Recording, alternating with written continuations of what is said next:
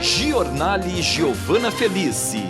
Oferecimento: Unimed Santa Maria, Zana, Pampeiro Volkswagen, Rede Super, Multirural Agrocerealista Ferigolo e Colchão Bioanatômico, único como você. Olá! Em alusão ao Janeiro Branco, movimento nacional de conscientização, o programa reforça que a saúde mental é prioridade. O Giornale apresenta uma série de entrevistas com especialistas recomendados das áreas de psiquiatria, neuropsicologia e neurologia, promovendo reflexão, diálogo, autocuidado e a busca por ajuda profissional. A saúde mental e emocional deve ser cuidada em todos os espaços, em casa, no trabalho e na sociedade. O Giornale Saúde Mental em Foco está no ar.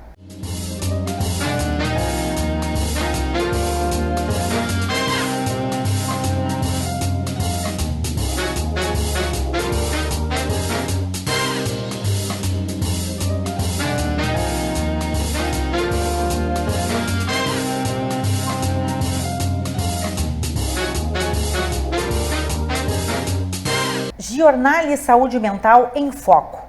Transtornos, emoções, equilíbrio. A psiquiatria mostra que cuidar da mente é cuidar da vida. O programa recebe a doutora Valesca Ferreira, médica psiquiatra, especializada em autismo e transtornos do neurodesenvolvimento.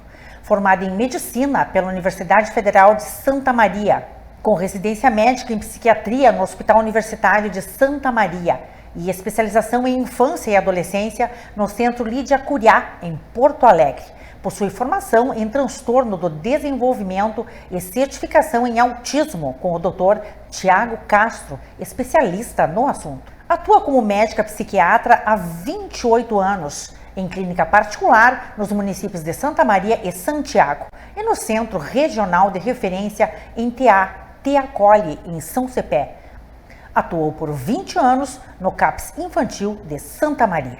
É muito importante para o programa e para a nossa audiência ter a sua presença nesta edição especial do Giornale, onde abordaremos o cuidado com a saúde mental como especialista no assunto, especialista recomendada no assunto. Um privilégio tê-la conosco, seja muito bem-vinda ao Giornale, doutora Valesca Ferreira. Obrigada, eu que agradeço o convite, Giovana, e me sinto honrada de estar aqui. Muito hoje, obrigada. Muito obrigada. Né, esclarecer algumas dúvidas e contribuir para a grandiosidade desse teu programa e do que tu proporciona para as pessoas com ele. Né? Muito obrigada. Os nossos telespectadores estão ansiosos para ter os seus conhecimentos e com isso nós ajudarmos a nossa audiência, as pessoas que nos acompanham, que estão precisando de uma atenção nesse sentido, nesta área de atuação. Doutora Valesca, dentro da sua especialidade, então hoje vamos abordar sobre o diagnóstico do transtorno autista, e especialmente em mulheres adultas. Quais são as suas considerações sobre esse tema? Bom, então a gente tem visto hoje em redes sociais e programas o quanto o diagnóstico do transtorno do espectro autista aumentou em adultos, e especialmente em mulheres. É uma parte que eu gosto muito de trabalhar, me sinto muito recompensada de fazer isso. Foi uma escolha. Foi uma escolha, exatamente. O transtorno do espectro autista, como o próprio nome diz, é um espectro. Então, são vários sinais, vários sintomas e não é igual em todo mundo. Especialmente em mulheres. Então a gente sabe que antigamente era um transtorno praticamente diagnosticado em meninos. Então a proporção era de uma mulher para cada 4 meninos, arredondando. Hoje em dia é uma mulher para cada 3 meninos. Isso já é um avanço. Parece tão pouquinho, mas não, isso é um avanço, E, em função de que as meninas elas têm sintomas mais sutis. As meninas com o autismo, com o espectro, dentro do espectro, elas costumam ter uma motivação social um pouco maior do que os meninos. E, sempre maior, As mulheres. A motivação não quer dizer habilidade, Mas elas usam desta motivação para a interação social. e acabam mascarando muito os sintomas, né? Elas acabam tentando, para se inserir em diversos contextos, copiar, né, o comportamento de outras meninas, e elas vão indo, né? Tentar se adaptar. Se socializando, tentando se adaptar. A gente sabe que muito frágeis essas relações, são bem difíceis para elas, assim como para os meninos, né? Mas para as mulheres, elas fazem uma tentativa maior, né? De socializar. Geralmente essas relações não duram muito tempo, então... só que isso acaba mascarando os sintomas, né, durante o longo da vida, e geralmente um dos critérios diagnósticos, né, que é um prejuízo na comunicação verbal e não verbal e interação social. Geralmente as meninas, elas não têm esse atraso na fala tão significativo, então elas vão indo. Sim, então, mas obviamente com muito prejuízo. Com muito prejuízo. Então, o conhecimento é essencial para transformar realidades dessas mulheres. Como o que você traz aqui é extremamente relevante, porque muitas mulheres podem se identificar com esses sintomas e não terem procurado ajuda especializada. Elas estão passando por este transtorno e não estão percebendo que estão com o autismo. Essa é a grande exatamente. O que a gente percebe hoje em dia, por exemplo, chegam mais meninas, adolescentes, com dificuldade de interação social, dificuldade de fazer amizade. De um modo geral, quando esses sintomas são mais sutis, eles acabam... Vale lembrar, né, que o transtorno do espectro autista, ele é um transtorno do neurodesenvolvimento. Então, ele aparece precocemente no neurodesenvolvimento. Sim. Então, existem sinais e sintomas muito sutis desde sempre, desde a primeira infância. É preciso que exista para se poder fazer esse diagnóstico, né? Tanto que quando a gente vai fazer o diagnóstico de adultos, eu costumo pedir heterorrelato, né? E entrevista com alguém que conviveu com a pessoa quando criança, com o atual companheiro, no caso das mulheres, né? Mas a gente vai vendo que existiram sinais e sintomas muito sutis. Sim. Mas por essa capacidade que elas têm desse mascaramento, assim, do masking, que a gente chama, e de conseguir socializar de um jeito difícil, mas conseguir. Hoje em dia a gente vê mais meninas chegando, às vezes com um diagnóstico de uma timidez excessiva, dificuldade de fazer socialização, ou tem um TDAH, alguma coisa, e a gente vai avaliando e vai vendo. Mas, de modo geral, nas mulheres adultas, elas costumam chegar, muitas vezes nem pensando no diagnóstico, tá?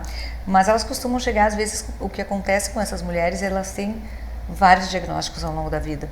Elas são diagnosticadas com depressão, com transtorno bipolar, com ansiedade, com fobia social, com borderline, né, que é um transtorno de personalidade. Então elas chegam, às vezes, elas já passaram por vários profissionais, vários diagnósticos, mas elas têm um prejuízo e em alguns momentos elas vêm para mim com, por exemplo, tem um filho, a gente sabe que o autismo é genético, né, e elas têm um filho que foi o pediatra ou o neuropediatra diagnosticou.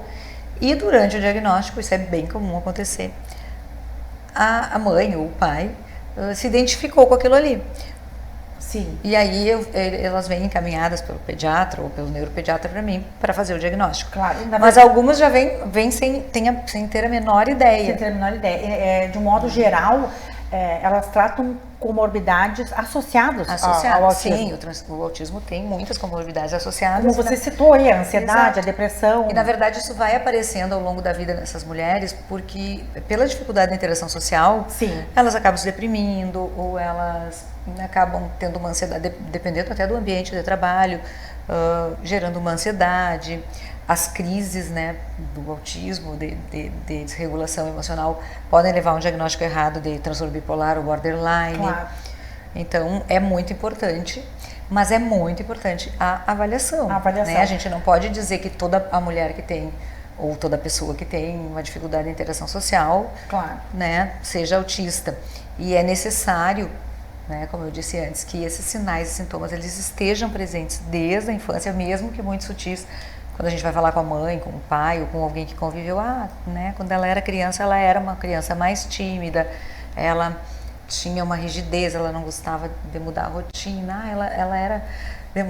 Eles geralmente chegam com... ela era uma menina maniática, cheia de mania para comer, mania para vestir, mania para isso, mania para aquilo.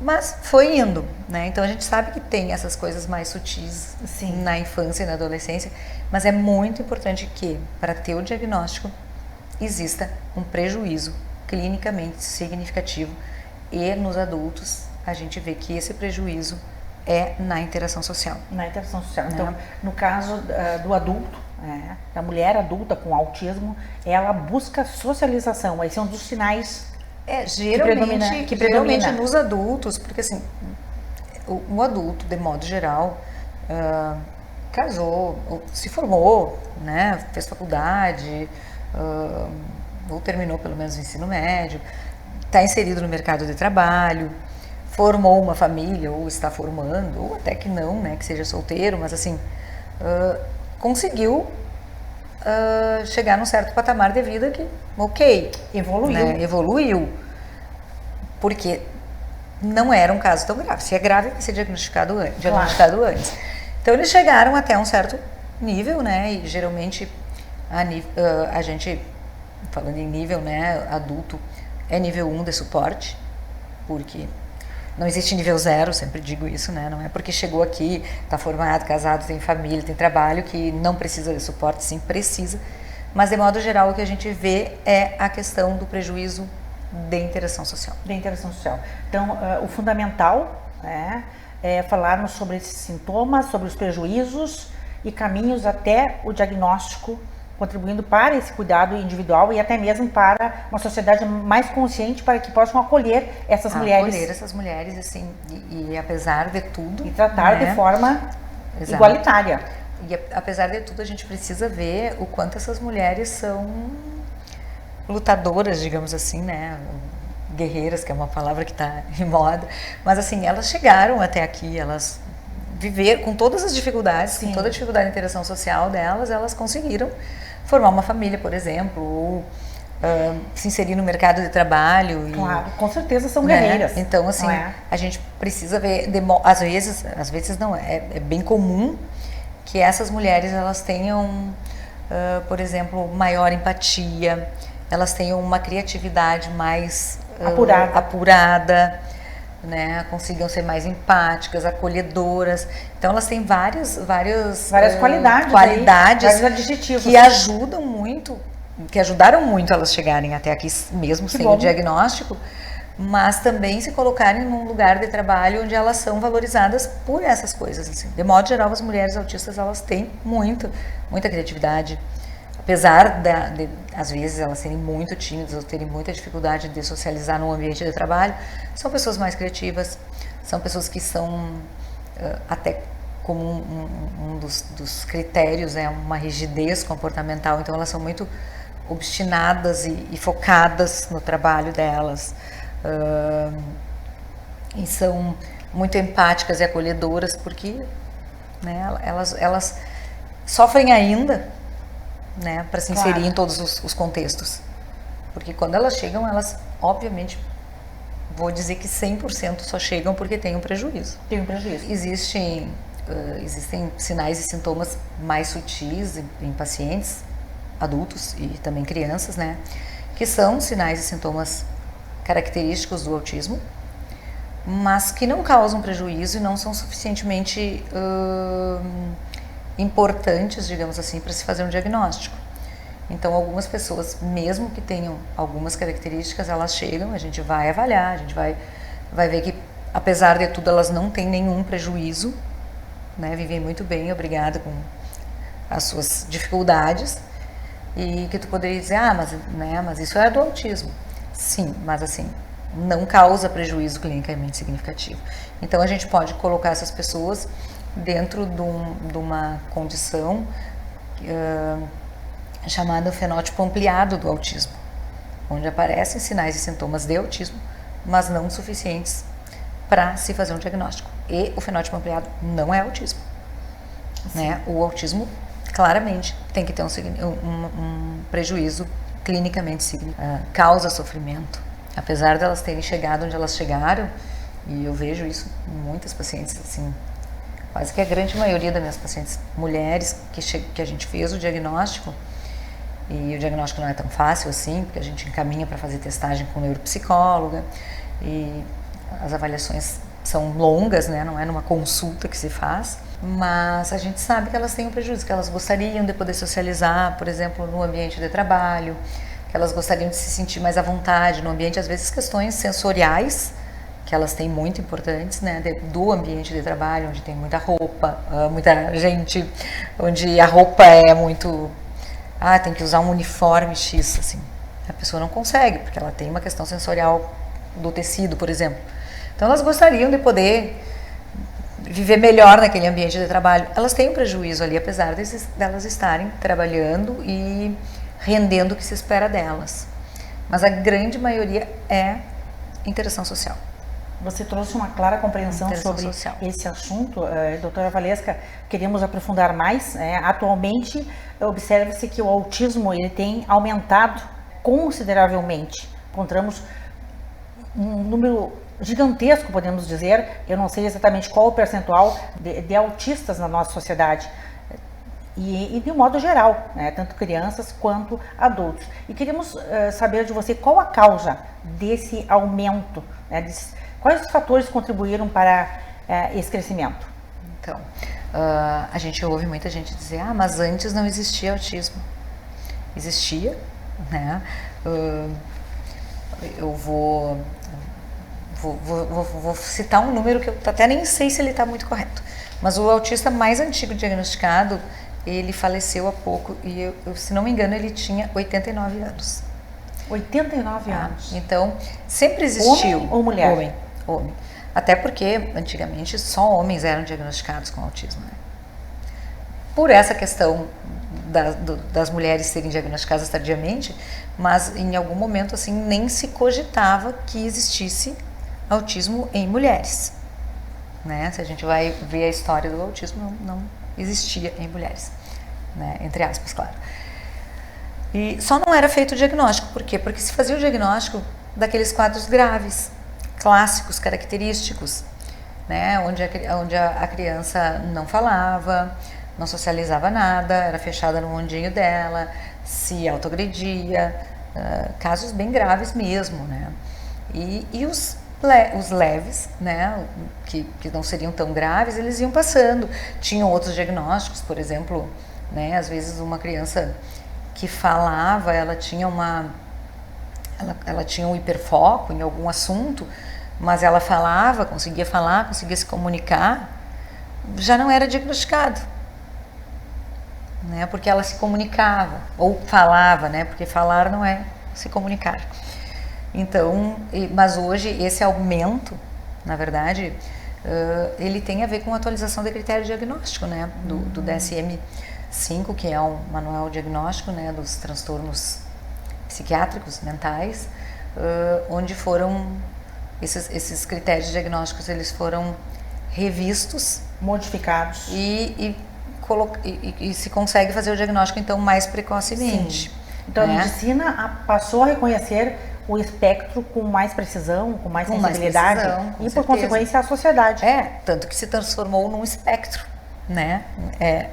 Um espectro, porque cada paciente é diferente. Sim, mas né? Na verdade sempre existiu. Sempre existiu, desde que a gente sabe que existiu, né? Como estou te dizendo, esse paciente tinha 89 anos, talvez não esteja certa da idade dele, 89, 88. Estamos comparando com os índices que se apresentam mas assim, na como atualidade. tu falou hoje, ano passado, 2025, saiu a prevalência do CDC, que é o Centro de Diagnóstico e Prevenção de Doenças dos Estados Unidos, e a prevalência hoje é de 1 a cada 31 crianças de 8 anos. Então, a cada 31 crianças em idade escolar de 8 anos, uma é autista. Esse número, anteriormente, ele estava 1 para 36, e ele vai diminuir, né? Está então, 1 para 30. 1 para 31. Então, a cada 31 crianças, uma é autista. Entre 8, eles fizeram essa pesquisa em idade escolar, então 8 anos. Não se tem esse dado tão preciso do Brasil ainda, mas a gente acha que é por aí. Sim. Né? 1 para 32, 1 para 33, 1 para 34, mas é um índice mais alto, quer dizer, né? São diagnosticados pelo diagnóstico em idade escolar, hoje em dia, que tem sido feito, como antes, né, tu falou ali da questão do aumento do diagnóstico. Sim. Hoje em dia as pessoas têm mais acesso a essa informação, claro. Então os professores acabam se dando conta de algumas coisas que meio que passaram batido. Então, algumas crianças eram diagnosticadas como esquizofrenia, como retardo mental, crianças com diagnóstico de TDAH, muitas vezes o TDAH é uma comorbidade do autismo, mas elas eram classificadas e diagnosticadas como TDAH, e às vezes a agitação psicomotora era do autismo e era um autismo nível 1, então não eram diagnosticadas. E assim como as mulheres tinham vários diagnósticos, também acontecia com as crianças, né? Sim. E, de modo geral, assim, por exemplo, a gente sabe que de 19% a 30% das crianças com síndrome de Down têm autismo associado.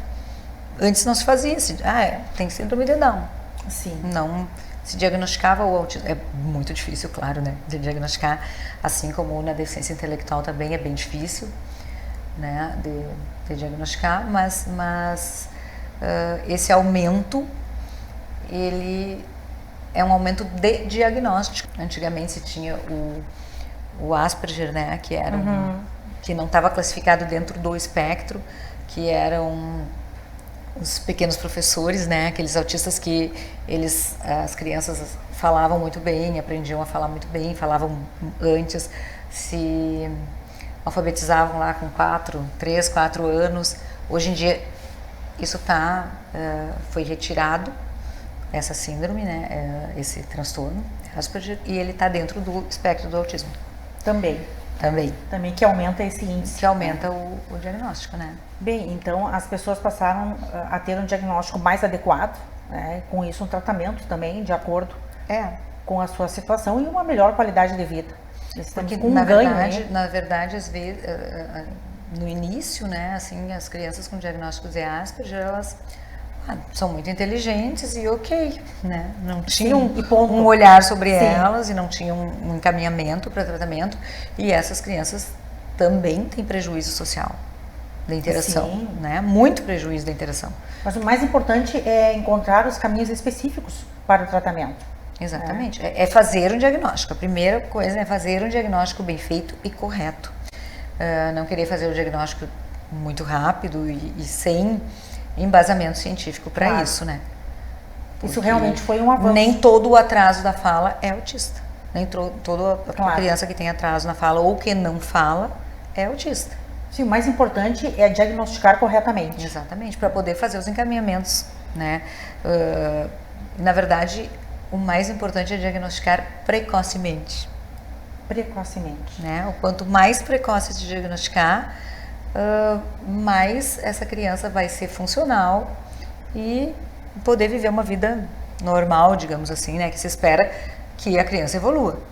Né? Alguns casos não vão evoluir quando tem alguma comorbidade, como uma deficiência intelectual ou com uma outra síndrome associada, mas de modo geral o diagnóstico precoce ele contribui para uma criança que vai evoluir e vai ser funcional ao longo da vida. Né? Então é importante, o diagnóstico precoce é o mais importante.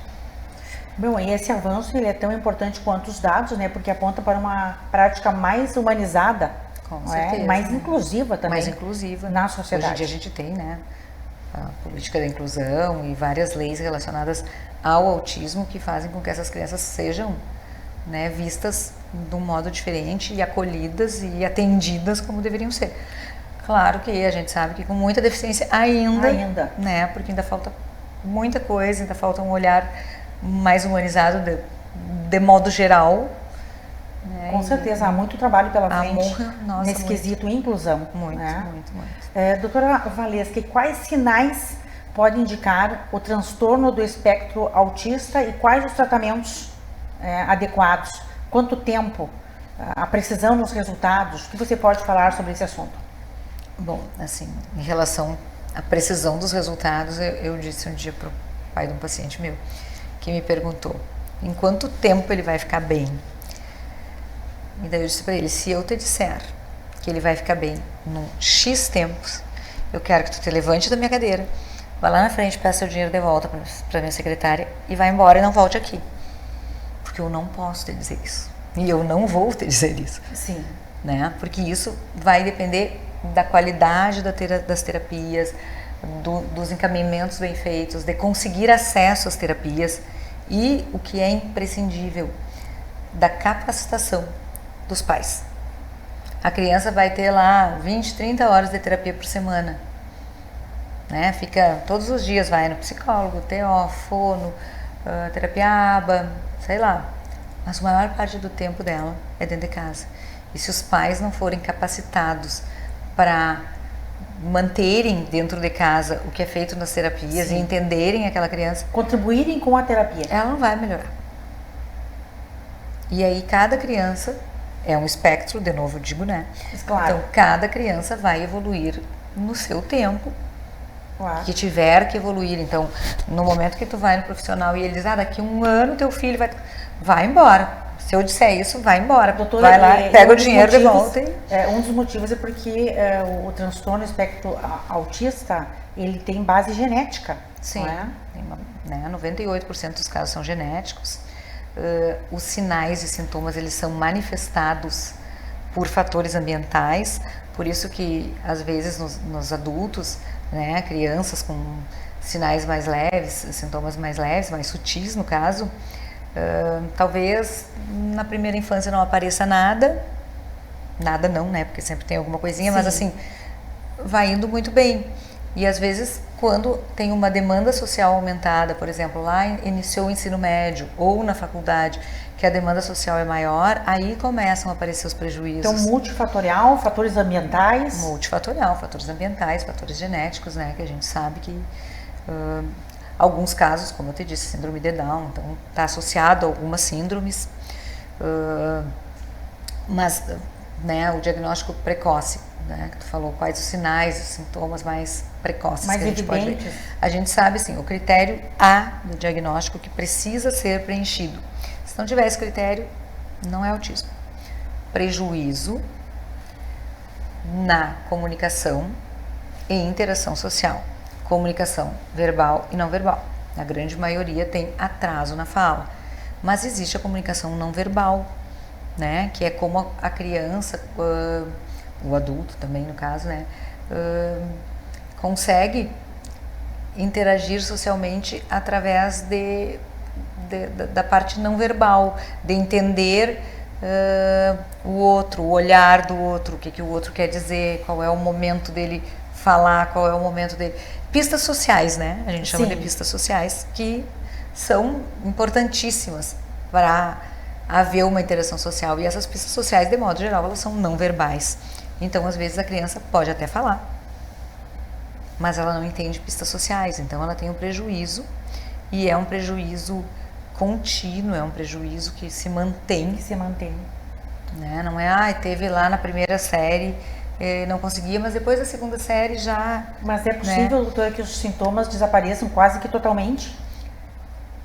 Ou totalmente? É um risco dizer isso, assim, mas vou dizer, tá? Se tu consegue identificar precocemente uma criança, e aí precocemente um bebê de 6 meses, se tu conhece, né, sabe como é que se desenvolve o neurodesenvolvimento dessa criança, o que o bebê de 6 meses precisa fazer, né? O bebê recém-nascido. O ser humano é um ser social. O bebê nasceu e a primeira coisa que ele vai fazer é procurar o olhar da mãe. O bebê que não olha quando a mãe amamenta, tu já tem que ficar, o bebê não está olhando. Que já está com o olhar perdido. Um olhar perdido, exatamente. O bebê precisa procurar o olhar, né? O ser humano procura o olhar do outro. E daí, né, fazendo um parêntese, a gente sabe que a criança autista, ela não olha nos olhos. Mas existem crianças autistas que sim, elas olham no olho. Então, nada é generalizado, tudo é dentro do espectro. Mas as pistas precoces, por exemplo, o bebê que não olha, né, bem precocemente, quando a mãe vai amamentar, o bebê que, tipo, caiu uma panela lá e o bebê não vira pro lado, ele tá alheio no mundinho dele, né, o bebê que não balbucia, não fala lá o gugu dadá, e isso tudo tem o seu tempo. Isso dentro dos marcos do desenvolvimento, eles são bem, né, característicos em determinados tempos. Então, assim, não existe isso da criança ter 2 anos e falar 2 palavras. Ah, tem 2 anos ele fala mamãe e papá. Ah, mas é menino. Tem o tempo dele, menino é mais preguiçoso. Não. Todas as crianças, todas as pessoas têm o seu tempo. A criança tem o tempo dela, mas dentro daquele marco. Então, de modo geral, quem vê precocemente isso são as mães. E geralmente elas chegam pro pediatra e falam. Sim, elas comentam. E infelizmente, às vezes, né, o profissional diz assim, não, tu tá procurando doença. Não, deixa assim, não, tem o tempo dele.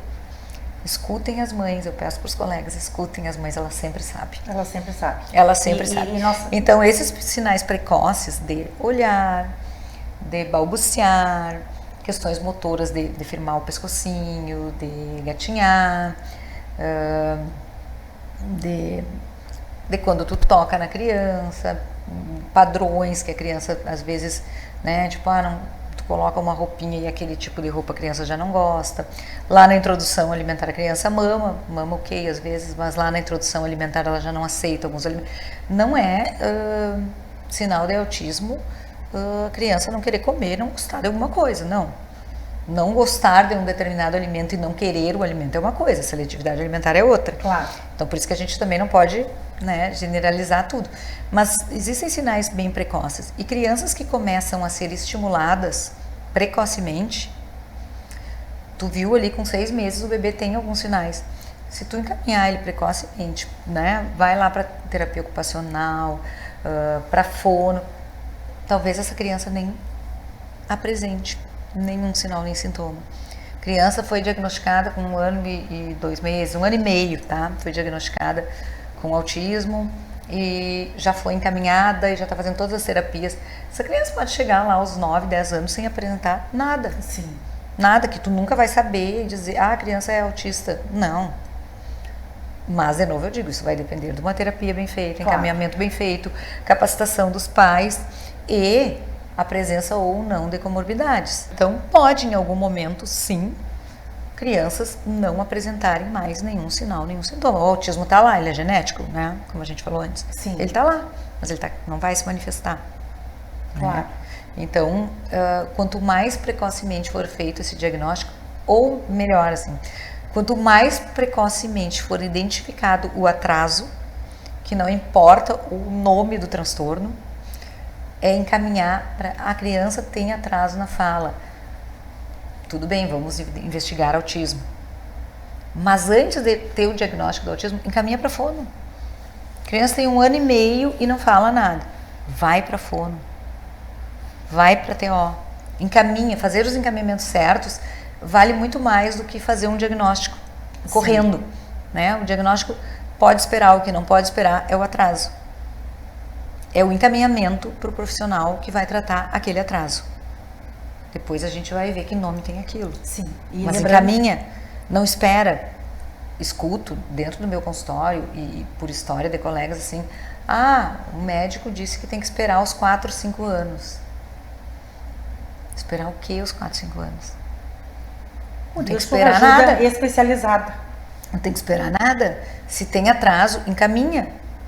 Se tu não tem segurança de fazer o diagnóstico, manda para quem tem. Ou espera um pouco, mas manda para o profissional que vai tratar o atraso. O atraso. Que, de modo geral, é o primeiro, né? É a fala. Então, encaminha para fono, encaminha para o terapeuta ocupacional, encaminha o paciente para avaliação com um profissional que vai tratar aquele atraso. Sim. Isso faz uma diferença na vida, uma diferença muito enorme. As considerações. E lembrando que por trás de cada diagnóstico existe uma pessoa em desenvolvimento, né, que deve ser respeitada a sua individualidade, mesmo que dentro de um marco de tempo, né, mas que merece todo o respeito e atenção. Certeza.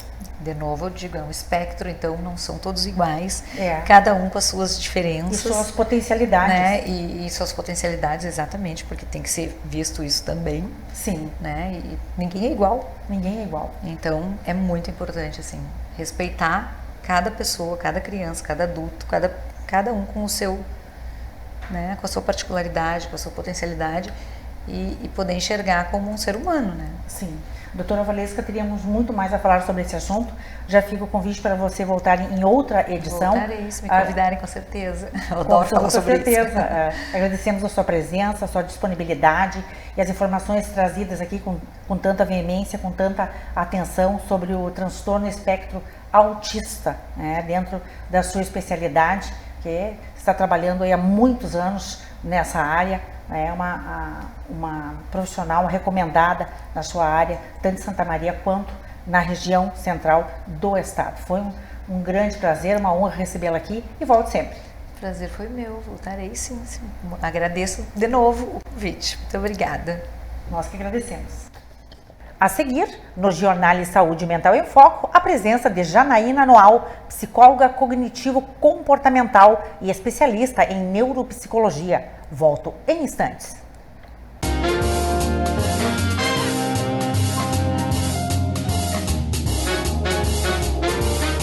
Você está assistindo Giornale Giovana Felice.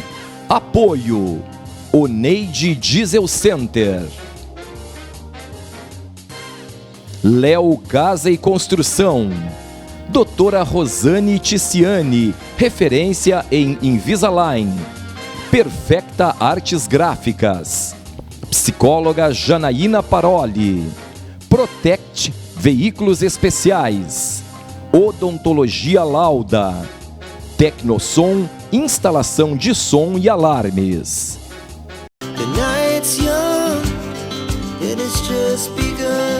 Tem muita cliente que gosta desse olhar no espelho e se vê com uma maquiagem embelezadora, com uma maquiagem mais sutil. Mas também eu tenho muitas clientes que falam, que sempre sentam na minha cadeira e falam pra mim: eu quero me enxergar outra pessoa. Então vai mesmo de fato de pessoa para pessoa. Claro, esse diálogo é importantíssimo, né? É, demais. Em cada evento também tem a sua temática, tem o seu perfil, sua maquiagem adequada àquele momento, certo? Tu sabe que hoje eu cheguei em um ponto na minha carreira em que a maioria das minhas clientes que marcam horário comigo, elas já me conhecem, já conhecem o meu trabalho, então elas chegam totalmente confiantes para minha cadeira. Elas chegam e falam assim: olha, minha roupa é isso, eu vou em tal evento, claro, eu deixo para te escolher. Então normalmente eu faço mais ou menos de acordo com o que ela me pede, de acordo com o que ela me explicou. Geralmente peço para levarem alguma foto para mostrar também como referência. Léo Guedes, Makeup Artist, especialista em maquiagem social, colorimetria e visagismo.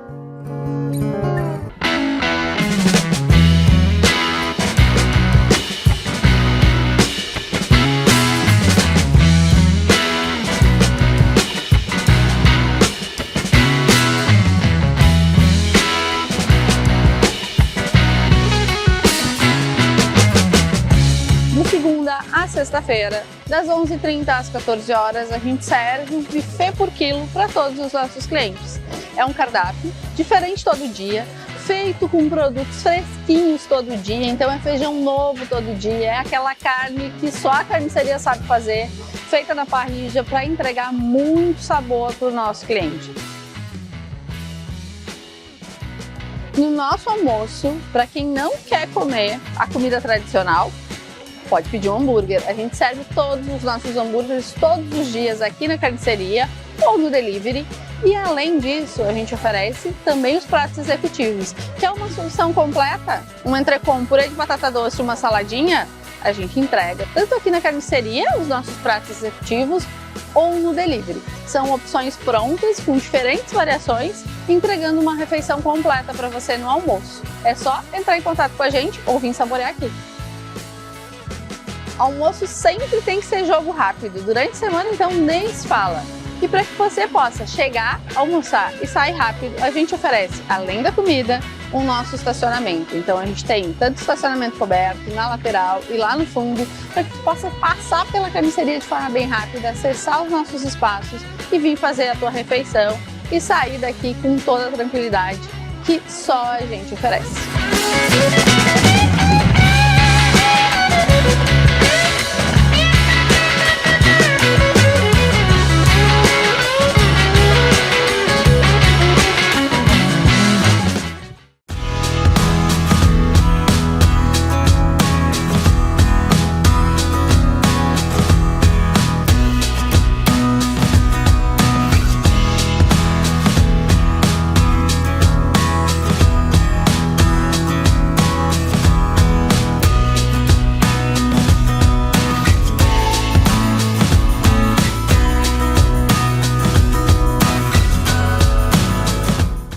Olá, 2026 chegando aqui na Pampeiro de uma maneira totalmente diferente. Um lançamento inédito, um lançamento sendo feito em janeiro. Pela primeira vez, a Volkswagen inovando, a Volkswagen fazendo algo diferente, trazendo uma novidade já para começar o ano de forma diferente. Novo Taos, uma nova tecnologia, um carro renovado, um carro preparado para você. Então, aqui hoje nós inauguramos mais um breve e maravilhoso lançamento da Volkswagen.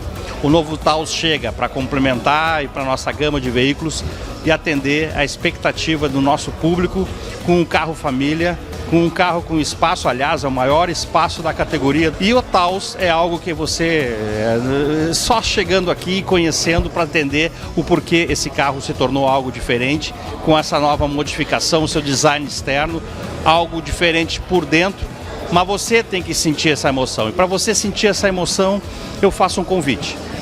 Já temos um veículo test drive pronto para poder atender você, para você vir aqui conhecer e sentir o porquê o Volkswagen, você dentro do Volkswagen se torna uma pessoa diferente, porque o carro mostra muita coisa diferente e numa empresa que aqui é diferente. Então tudo vem a convergir para você estar levando um Volkswagen novo Taos para sua garagem. Muito obrigado e nos acompanhe.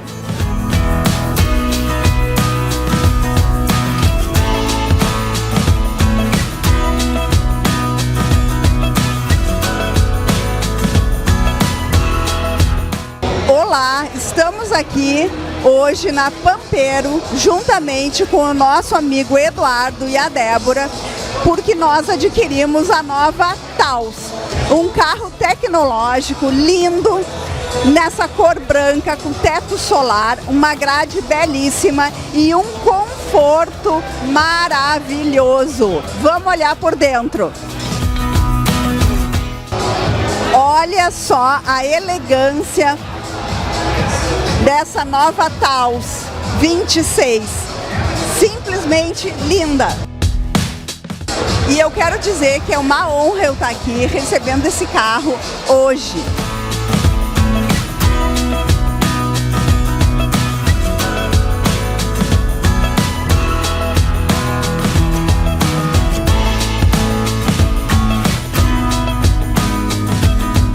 Estamos aqui hoje na Pampeiro, iniciando o mês de janeiro e iniciando o ano de 2026 com um grande lançamento. Isso é histórico na marca Volkswagen, iniciar um ano lançando um produto. E nós estamos aqui lançando o novo Taos. Esse SUV, que é o SUV mais seguro da América Latina e Caribe.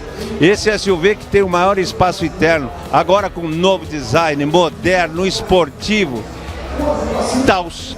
Venham até a Pampeiro, venham conhecer esse produto. Não vou falar mais sobre ele para ter deixar um pouco de curiosidade para quem está nos vendo, para que possa vir até aqui e fazer o test drive e ver que carro é esse novo SUV da Volkswagen, o Taos.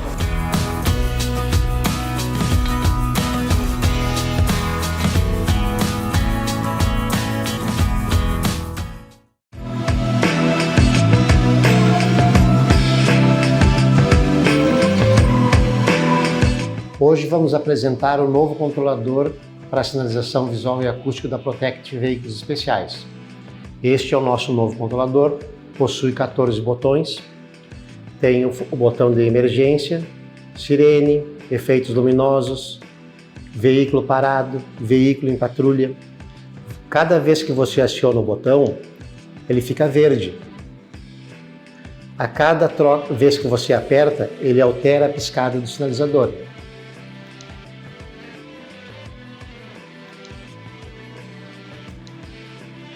Nós temos a função comboio, que quando a teclinha fica verde, fica ligada só a parte dianteira da barra sinalizadora. Quando a teclinha fica amarela, fica ligada só a parte traseira da barra sinalizadora. Quando a tecla fica vermelha, volta a ficar todo o sinalizador ligado novamente. Aqui nós temos a função viatura estacionada, consumo mínimo de energia, para não ocasionar queda brusca da bateria. Aqui nós temos a função patrulha, quando a viatura anda nas vias trafegando para fazer uma patrulha. Aí nós temos aqui o botão emergência, né, que eu quero salientar a vocês que a sirene vai ficar baixa por nós estarmos numa sala, ela está abafada para não prejudicar a audição das pessoas que estão no interior da sala. Então vamos acionar agora a tecla emergência. Quando você aciona a tecla emergência, liga todas as funções da barra sinalizadora, estrobo da viatura e sirene. Aqui nós temos a função manual, a função horn,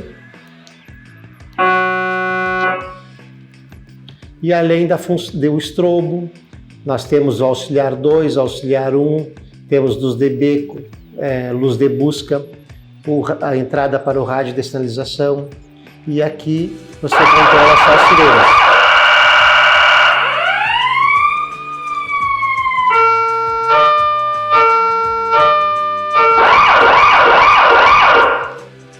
O nosso novo controlador, ele é muito versátil, pois ele tem essa parte aqui que é imantada, gruda em qualquer parte da viatura ou até mesmo no colete do policial, e possibilita ainda que os passageiros da parte traseira do veículo possam utilizar o sinalizador, deixando livres da dianteira para fazer a ronda.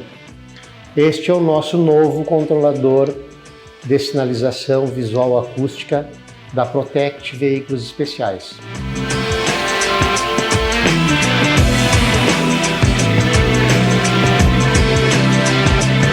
O fundamental aqui dentro da Oneide Bombas são as pessoas. Meu nome é Ivan Farias Ferreira, sou engenheiro eletricista, moro em Santa Maria e há 3 anos atrás tenho uma Land Rover, uma Defender 110, e em função disso eu tive a necessidade de recorrer a uma empresa especializada na parte de diesel. E aí encontrei a Oneide Bombas Injetoras, onde fui bem recebido, estou até hoje como cliente. Por quê? Porque acredito nessa empresa. Eles sanaram as minhas necessidades do veículo, o veículo está bem, anda muito bem, e eu só tenho a agradecer o profissionalismo da Oneide Bombas Injetoras, de todos os seus funcionários, e depois ali a gente começou a fazer outras manutenções. Por quê? Porque é um carro de 2010, então já é um carro com uso maior, então estou até hoje sendo auxiliado por eles em outras situações, mas aquilo que foi feito naquele momento sanou todo o problema, os bicos injetores e a parte das velas de pré-aquecimento. A Oneide Bombas, desde o momento que eu conheci as pessoas, conheci os responsáveis pelo atendimento aqui, o que nota, e eu tenho perfeita ciência disso, é o contato mais pessoa a pessoa, ou seja, eles se preocupam com aquilo que você necessita, e eles, com a qualificação técnica, com todo o instrumental que eles têm, com toda a expertise que eles têm, eles conseguem alcançar os objetivos. A interação deles com os clientes e a interação profissional deles que eu vejo aqui dentro, desde o momento que eu comecei a participar dessa empresa aqui como cliente, é exatamente a importância que eles dão ao cliente, mas eles se preocupam exatamente com todo o bem-estar do cliente, não só com aquela parte de injeção eletrônica, de diesel, mas que o carro saia daqui em perfeitas condições. Quando eles não conseguem, que não é um setor deles, eles recomendam para outra empresa, eles levam o carro até essa outra empresa, fazem todo o serviço e trazem de volta aqui e fazem com que a gente fique tranquilo, ou seja, a gente não tem nenhuma preocupação. Aqui dentro nós somos bem recebidos e eles fazem com que a gente tenha todo a segurança que o veículo vai sair daqui em perfeitas condições, não somente na parte que eles são capacitados, mas de uma forma geral, ou seja, o veículo entra com dificuldades, com defeitos e sai daqui em perfeitas condições, tanto pela parte técnica deles, mas principalmente pela parte profissional das pessoas envolvidas. É isso que eu vejo. O DNA dessa empresa aqui é exatamente isso. São as pessoas que fazem essa empresa com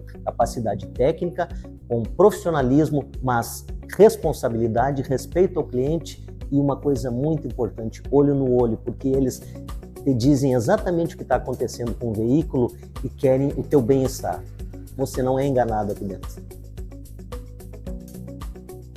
Atenção Santa Maria e região, o Liquida já começou. De 9 a 22 de fevereiro, a cidade entra no ritmo do carnaval de ofertas. É preço caindo na folia, desconto puxando o samba e o consumidor saindo campeão da economia. Compre, aproveite, economize e faça da sua compra o abre alas da felicidade. Liquida Santa Maria, de 9 a 22 de fevereiro. Realização CDL Santa Maria.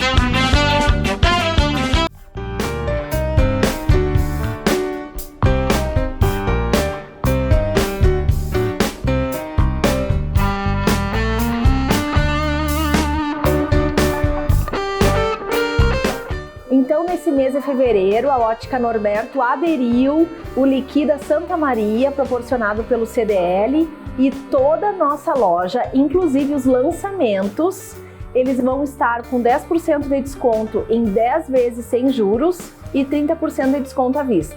E também temos produtos selecionados, armações por R$ 99,00 e óculos solares por R$ 199,00 de grifes diversas.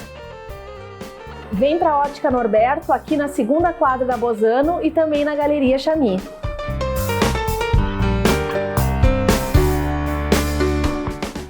Quer acordar sem dores e com mais disposição?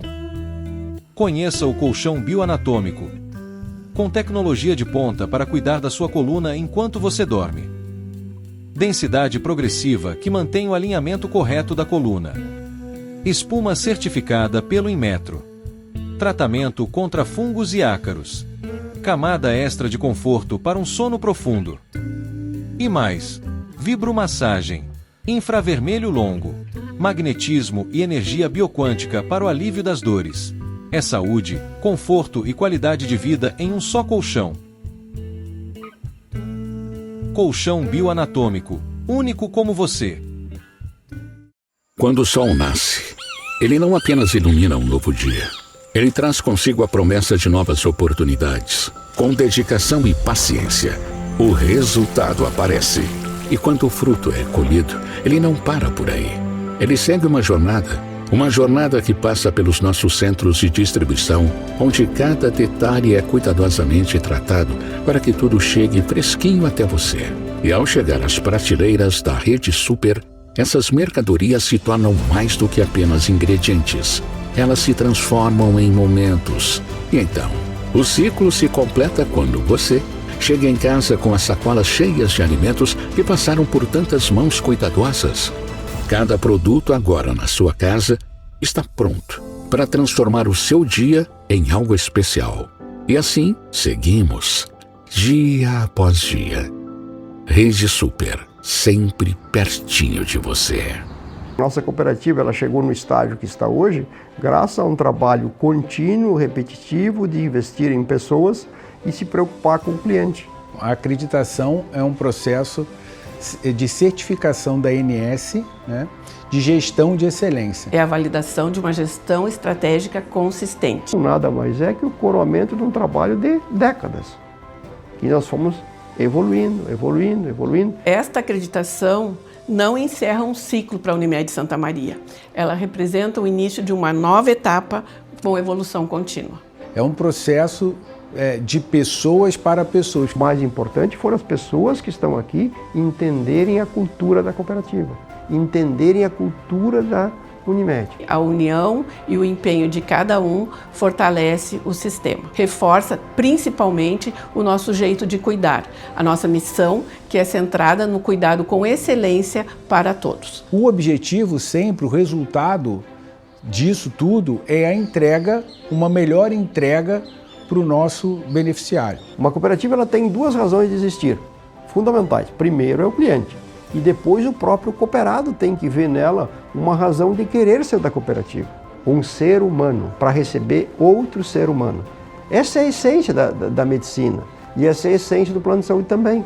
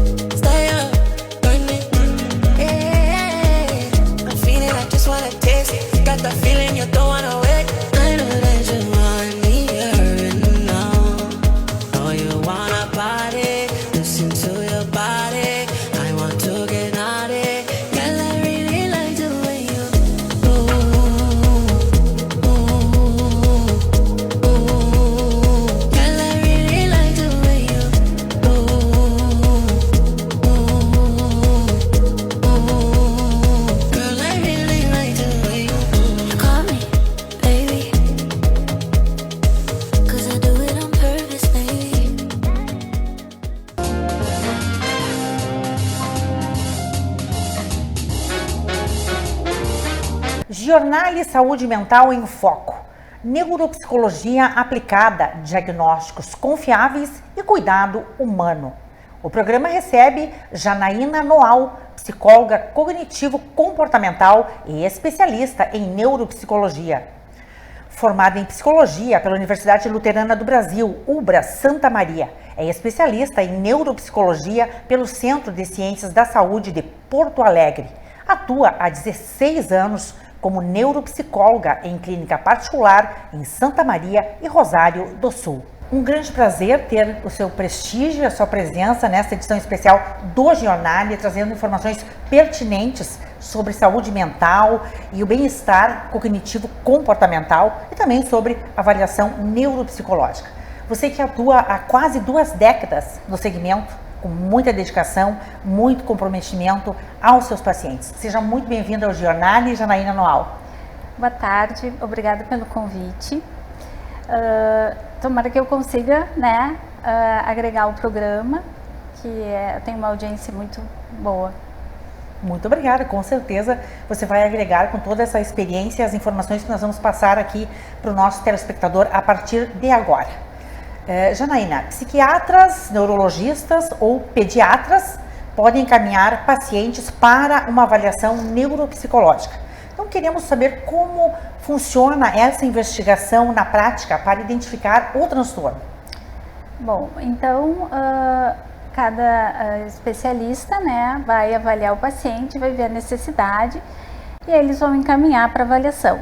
São vários tipos de avaliação para várias patologias, o que mais é sobre transtorno de déficit de atenção, transtorno do espectro autista, tem algumas avaliações de personalidade, comportamento, enfim, mas hoje as avaliações de QI também, então, mas é o médico que vai determinar, claro. E vou receber o encaminhamento. Claro que tem alguns pacientes que eu atendo que são meus pacientes que eu sugiro, vamos avaliar tal, quando eu vejo que tem alguma função cognitiva que está com algum déficit. Então, diagnósticos precisos, eles começam com avaliações bem criteriosas e bem direcionadas. Você comentou aí que, embora a bateria de testes ela venha por meio do laudo médico, você também avalia outras necessidades até para descartar outros diagnósticos. Porque às vezes o paciente chega com um possível, mas durante a avaliação a gente vai percebendo que precisa avaliar. Às vezes eu recebo só para transtorno de déficit de atenção e autismo. Sim. E aí eu, porque são 5 a 6 sessões, então a gente acaba criando um vínculo com o paciente. E aí eu digo, vou avaliar mais isso aqui e aí vai completando, né? Então é uma ampliação fundamental, né, nesse sentido, por meio dessa avaliação, que acaba se consolidando como uma principal ferramenta de investigação global do paciente. Exatamente. Podemos tratar dessa forma? Mais a avaliação clínica mais a testagem é o que vai determinar, né? Sim. O que o paciente realmente, aonde é o déficit, né? E o que o paciente precisa para direcionar. Precisa de fato tratar. Exatamente. Né? Bem, após o diagnóstico, você ou começa a terapia ou encaminha para o tratamento adequado. E como o paciente pode aceitar esse repertório de desafios que ele tem pela frente? Agora, ultimamente, tem aparecido muitos adultos, né, com TEA, que é o transtorno do espectro autista, que antes a gente tinha uma ideia, né, que esse transtorno era de uma outra forma.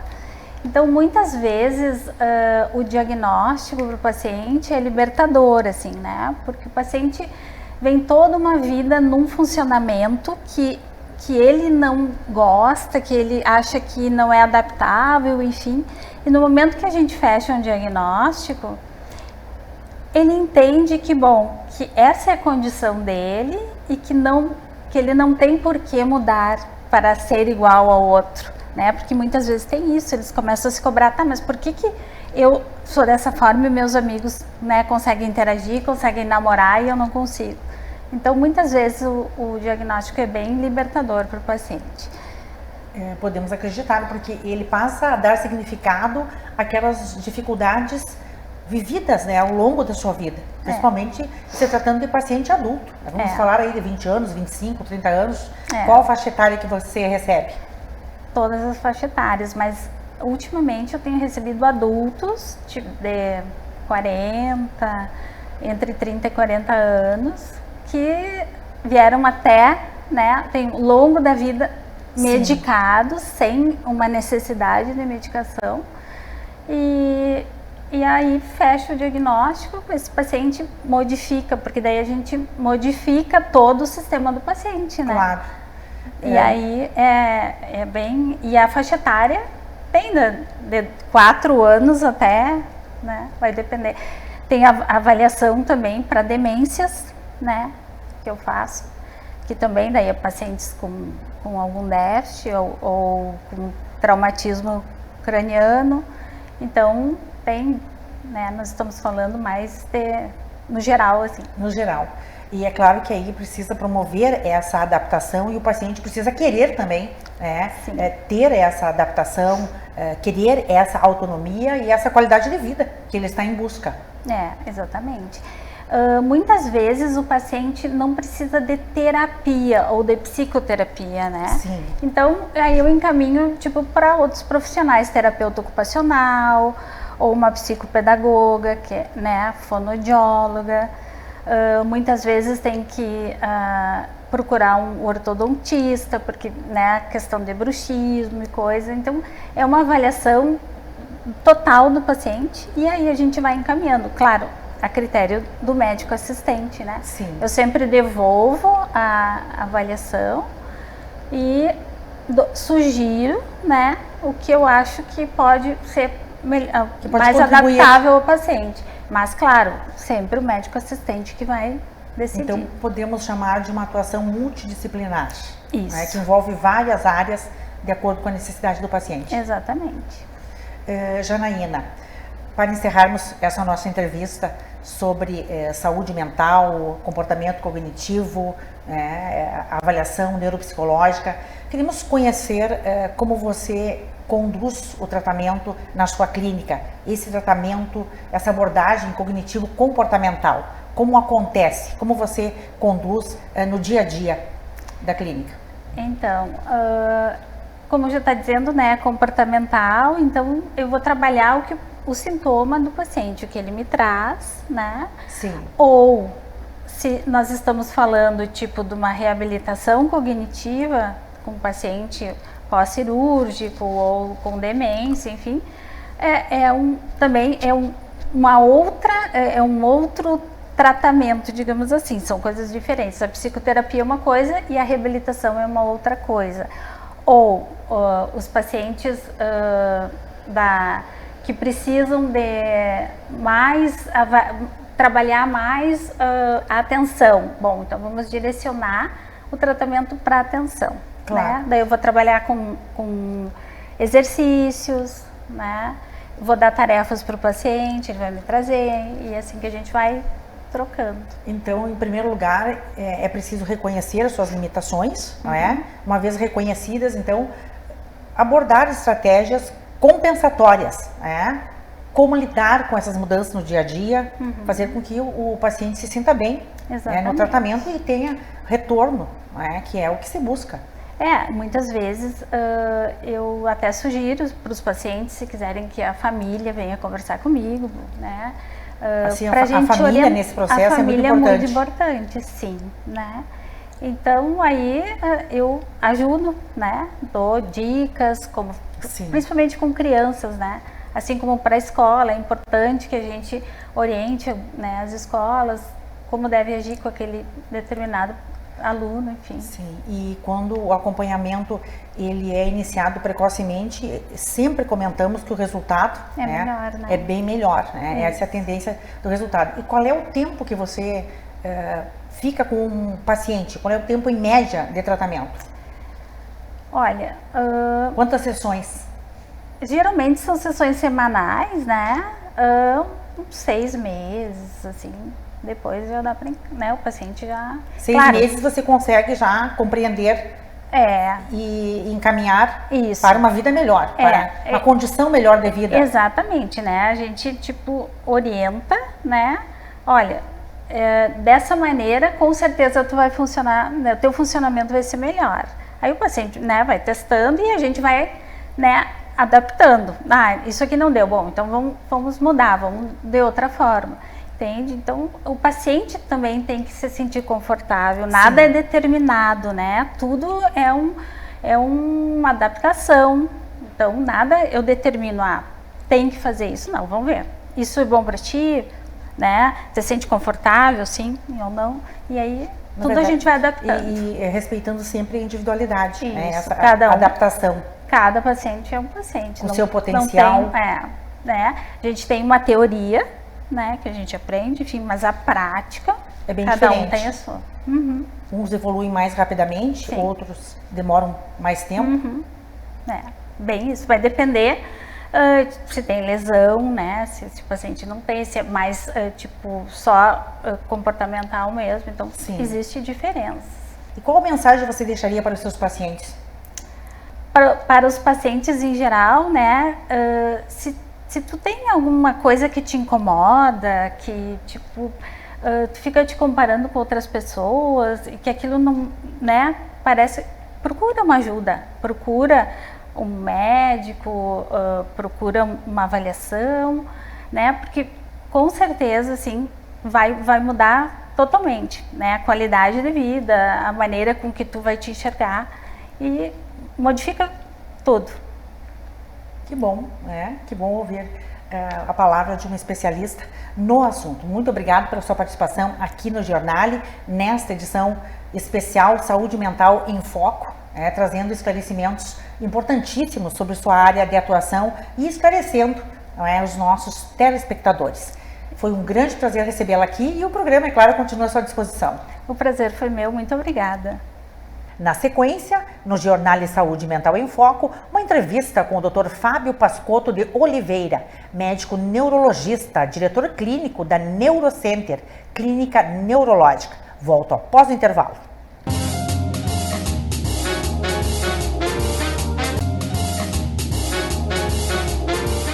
Você está assistindo Giornale Giovana Felice. Apoio Universitária Corretora de Seguros. Nosso compromisso é a sua segurança. Carniceria Del Fuego. Facas Coqueiro. CDL Santa Maria. Museartes Centro de Educação Musical. Norberto da Cas Gastronomia e Eventos. Léo Guedes Makeup Artist. DB Graus Gesso Acartonado e Sul Contábil Assessoria Empresarial.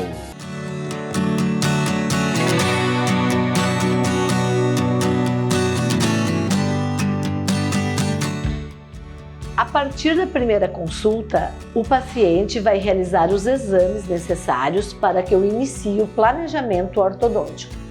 Esses são os exames, são fotos extrabucais, fotos intrabucais e raio-x. Então, através do raio-x do Eduardo, nós conseguimos detectar que a mandíbula dele não estava crescendo. E fizemos um planejamento digital para que nós possamos corrigir esta maloclusão, esta mandíbula encurtada, para que ela cresça na direção correta, que no caso é para frente e para cima. Ela estava crescendo para trás. Então nós só vamos direcionar o novo crescimento da mandíbula desse menino. Existe a idade ideal para começar, o overjet, que é a projeção dos incisivos para frente, que o valor normal são 2 milímetros, nós encontramos 6,3 milímetros através dos exames. Então, realmente, nós precisávamos fazer essa mandíbula crescer. E nós planejamos, então, uma sequência de alinhadores para projetar a mandíbula e, ao final da troca desses alinhadores, a mandíbula vai estar com essa discrepância de 6 em 2,8 ou 3 milímetros, que é o esperado para essa idade. Como é que funciona esse aparelho? São placas de plástico, né, os alinhadores, com essas asas projetadas que o paciente coloca na boca e ele vai tentar fechar a boca. Se ele não projetar a mandíbula, ele não consegue fechar. Então ele delicadamente projeta a mandíbula para frente e ao longo do dia ele usa 22 horas e vai trocando a cada 10 dias o par de alinhadores e essa mandíbula vai paulatinamente crescendo na direção correta. Nós estamos direcionando o novo crescimento dessa mandíbula.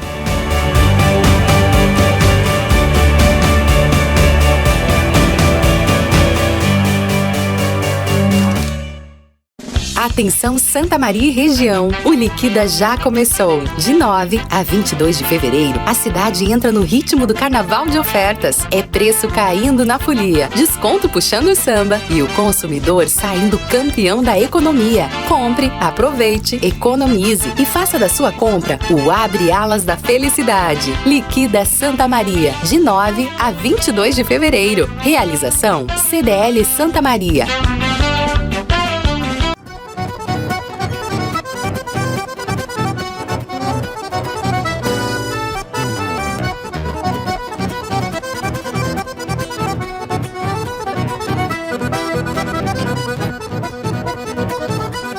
Uma das coisas importantes da fábrica de facas Coqueiro é a sua ligação com as tradições gaúchas, porque foram os gaúchos que, ao passo que iam migrando para outros estados, iam levando as facas Coqueiro.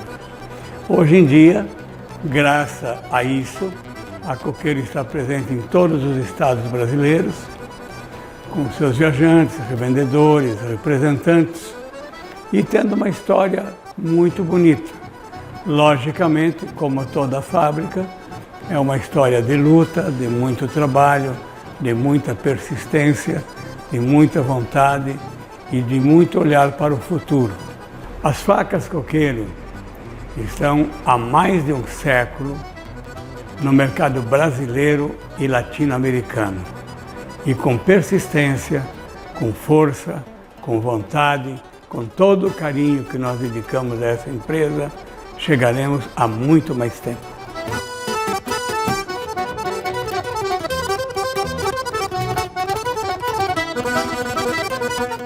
Há 118 anos, as facas Coqueiro produzem facas, chairas, espetos de alta qualidade E é com orgulho que nós, as Facas Coqueiros, estamos presentes em todos os lares dos brasileiros. Os nossos produtos podem ser encontrados em todos os estados do Brasil e também nós exportamos para o Mercosul. Nossos clientes podem encontrar os nossos produtos através das mídias sociais, através da nossa página na internet, do Instagram, do Facebook. Ali, Facas Coqueiro também estão presentes. Todos os nossos produtos podem ser gravados, tanto na lâmina da faca, no cabo, bainha, parte de madeira também, pode gravar para brindes corporativos. Dessa forma, as empresas podem ofertar aos seus clientes um presente de grande qualidade, eternizando a marca da sua empresa nos produtos das Facas Coqueiro.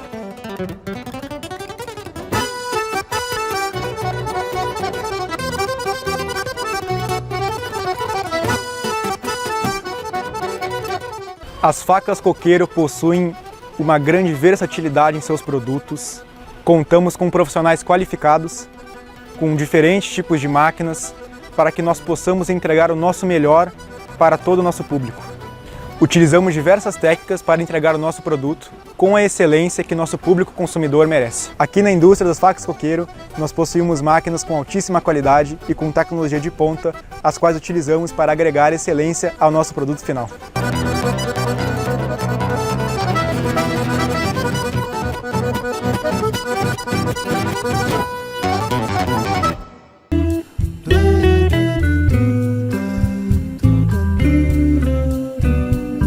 Então vamos esclarecer o que muda na produção quando se trata de formandas, ou quando se trata de madrinhas, ou quando se trata de noivas. Como você faz?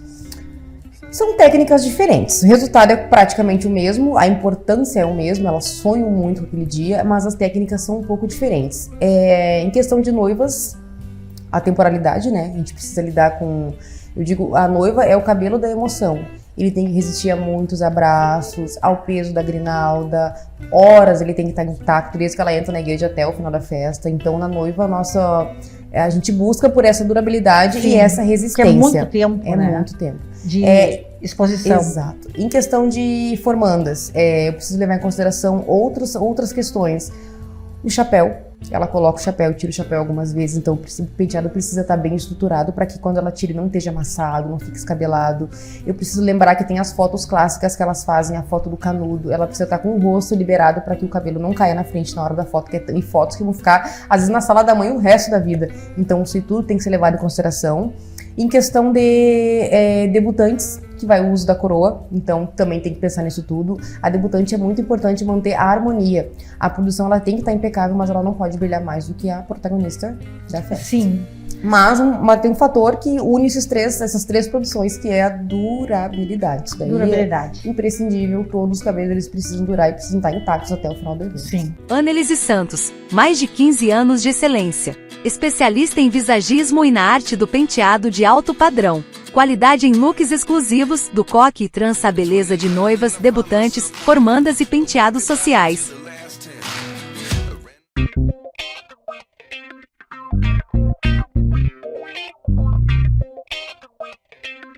Perfecta Artes Gráficas é uma empresa jovem de apenas 4 anos. A Perfecta é uma empresa que mais adesiva veículos em Santa Maria e região, pois nós temos como cliente a Protect Veículos Especiais, que presta serviços para o governo estadual e federal, adesivando os veículos da Polícia Civil, da Brigada Militar e dos Bombeiros. Trabalhamos também com empresas privadas como a Desinservice, a PRS e a Supertratores, entre outras.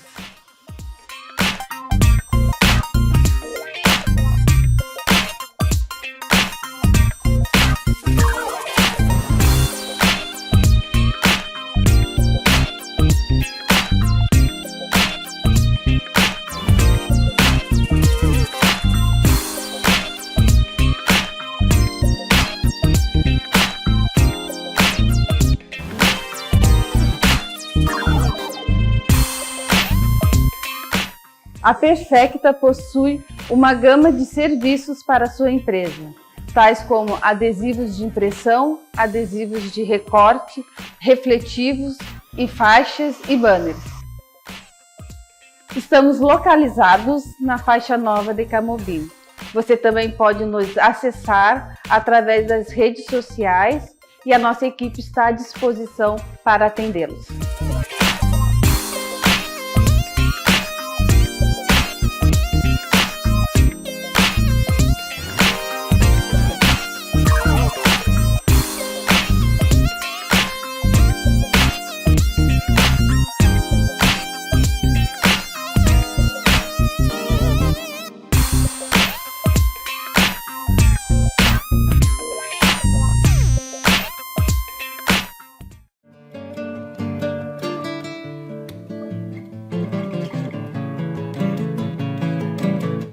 Pessoal, pensando na praticidade e também sabendo que o tempo de almoço é curto, nós do Papi Parrilla estamos trazendo opções para o meio-dia, buscando a praticidade e a rapidez para o almoço, e sem esquecer também da qualidade no sabor, com opções para a sua laminuta de carne saindo diretamente da parrilla, um entrecô, bife de chouriço, picanha, frango grelhado, além de algumas outras opções também que temos de carnes empanadas.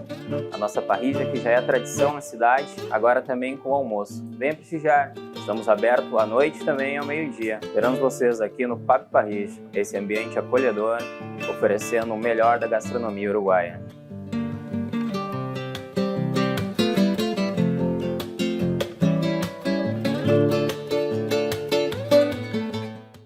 Anelise Santos, mais de 15 anos de excelência. Especialista em visagismo e na arte do penteado de alto padrão. Qualidade em looks exclusivos, do coque e trança à beleza de noivas, debutantes, formandas e penteados sociais.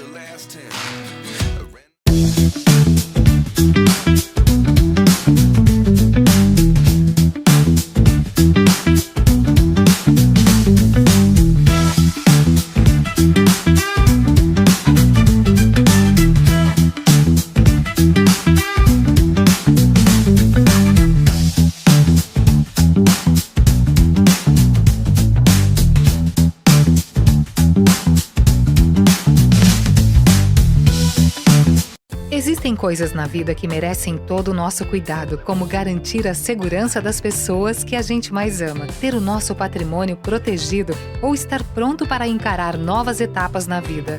Há mais de 20 anos é exatamente isso que a Universitária Corretora de Seguros faz. Cuida de tudo que é importante para cada um de nós. Aqui você encontra o melhor plano de seguro para sua família, seu lar, seu carro, empresa e demais bens, além de contar com todo o nosso suporte em suas viagens. Atendemos todo o estado. Nosso escritório está localizado na Rua Pinto Bandeira, número 42 Térreo, em Santa Maria, Rio Grande do Sul. Rua General Liberato Bittencourt, em Florianópolis. E na Avenida Getúlio Vargas, no centro de Júlio de Castilhos. Universitária Seguros. Nosso compromisso é a sua segurança. Meu nome é Léo Walter Retzlaff e sou sócio da comercial Léo Materiais de Construção, que nós fundamos em 1982. Há 43 anos aqui nesse ponto aqui, conseguimos evoluir de um pequeno prédio para uma loja já maior, hoje modernizada, uma loja com expositores, com o produto exposto, que o cliente pode passear na loja e pode verificar todos os produtos aí inerentes à casa e construção, quer dizer, desde do alicerce ao telhado, na comercial dá um recado. Eu gostaria de deixar à disposição de todos os consumidores da região, não só para o bairro Perpétuo Socorro, mas de toda Santa Maria, que nós vamos recebê-lo aqui de braços abertos e dar toda a atenção que todo consumidor merece. Então, com alegria, com prazer e com muita vontade de atendê-los, nós aguardamos todos os consumidores aqui para conhecer a comercial Léo Materiais de Construção.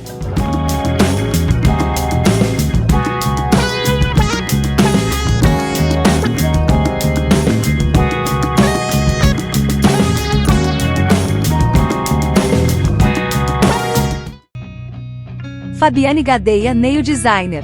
Qualidade em alongamento, esmaltação em gel, manicure e pedicure. Entre em contato pelo WhatsApp 55991242836. Em que você acredita?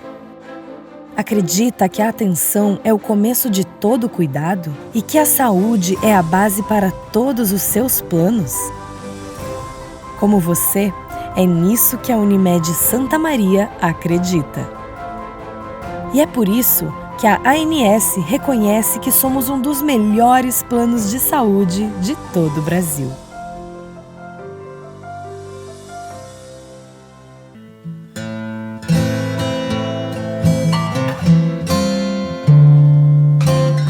Aqui é uma região que sempre nós tivemos bastante sucesso na venda e, evidentemente, demos uma atenção especial. Eu, pessoalmente, nas outras regiões, meus distribuidores, mas eu, pessoalmente, dou uma atenção especial para essa região aqui, porque a nossa venda aqui sempre foi muito significativa. Sempre teve um percentual bastante elevado no faturamento da empresa.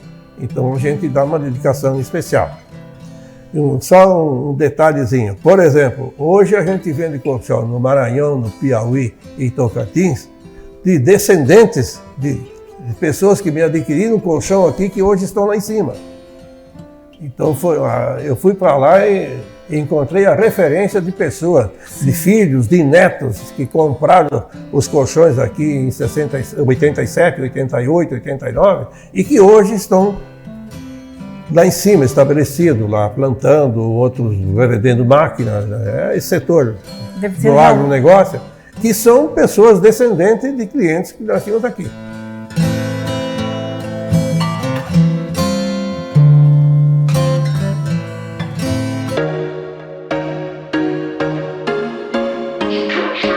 Duas décadas fazendo cabelo.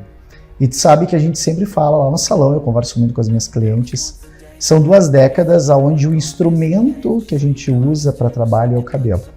Mas é muito mais do que isso, né? Ao longo desses 20 anos eu percebi que a gente trabalha diretamente com o emocional de cada cliente, né? A gente trabalha com a personalidade de cada cliente. E eu acho que o que me construiu, né, o que me trouxe nesses 20 anos, em 20 anos, graças a Deus, a gente sempre se manteve no topo. A gente sempre se manteve com clientela. A minha cliente número 1 é minha cliente até hoje. Então, isso nos lisonjea muito, a gente fica muito feliz e a gente percebe que a gente está no caminho certo. Eu sempre digo 2 pontos importantes. É que as clientes antigas permaneçam e que todos os dias surjam clientes novas. E isso é muito presente na realidade, tanto da minha agenda quanto na realidade do espaço. André Calegaro, especialista em visagismo. Transformação com propósito.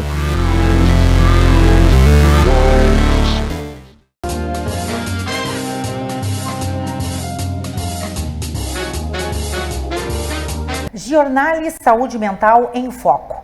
Cada cérebro é um universo. A neurologia desvela caminhos para a saúde e a qualidade de vida da mente. O programa recebe o Dr. Fábio Pascotto de Oliveira, médico neurologista, diretor clínico da Neurocenter Clínica Neurológica, formado em medicina pela Universidade Federal de Santa Maria, especialista em neurologia e mestre em neurociências pela Pontifícia Universidade Católica do Rio Grande do Sul, PUC-RS. É professor do curso de medicina da Universidade Federal de Santa Maria e da Universidade Franciscana.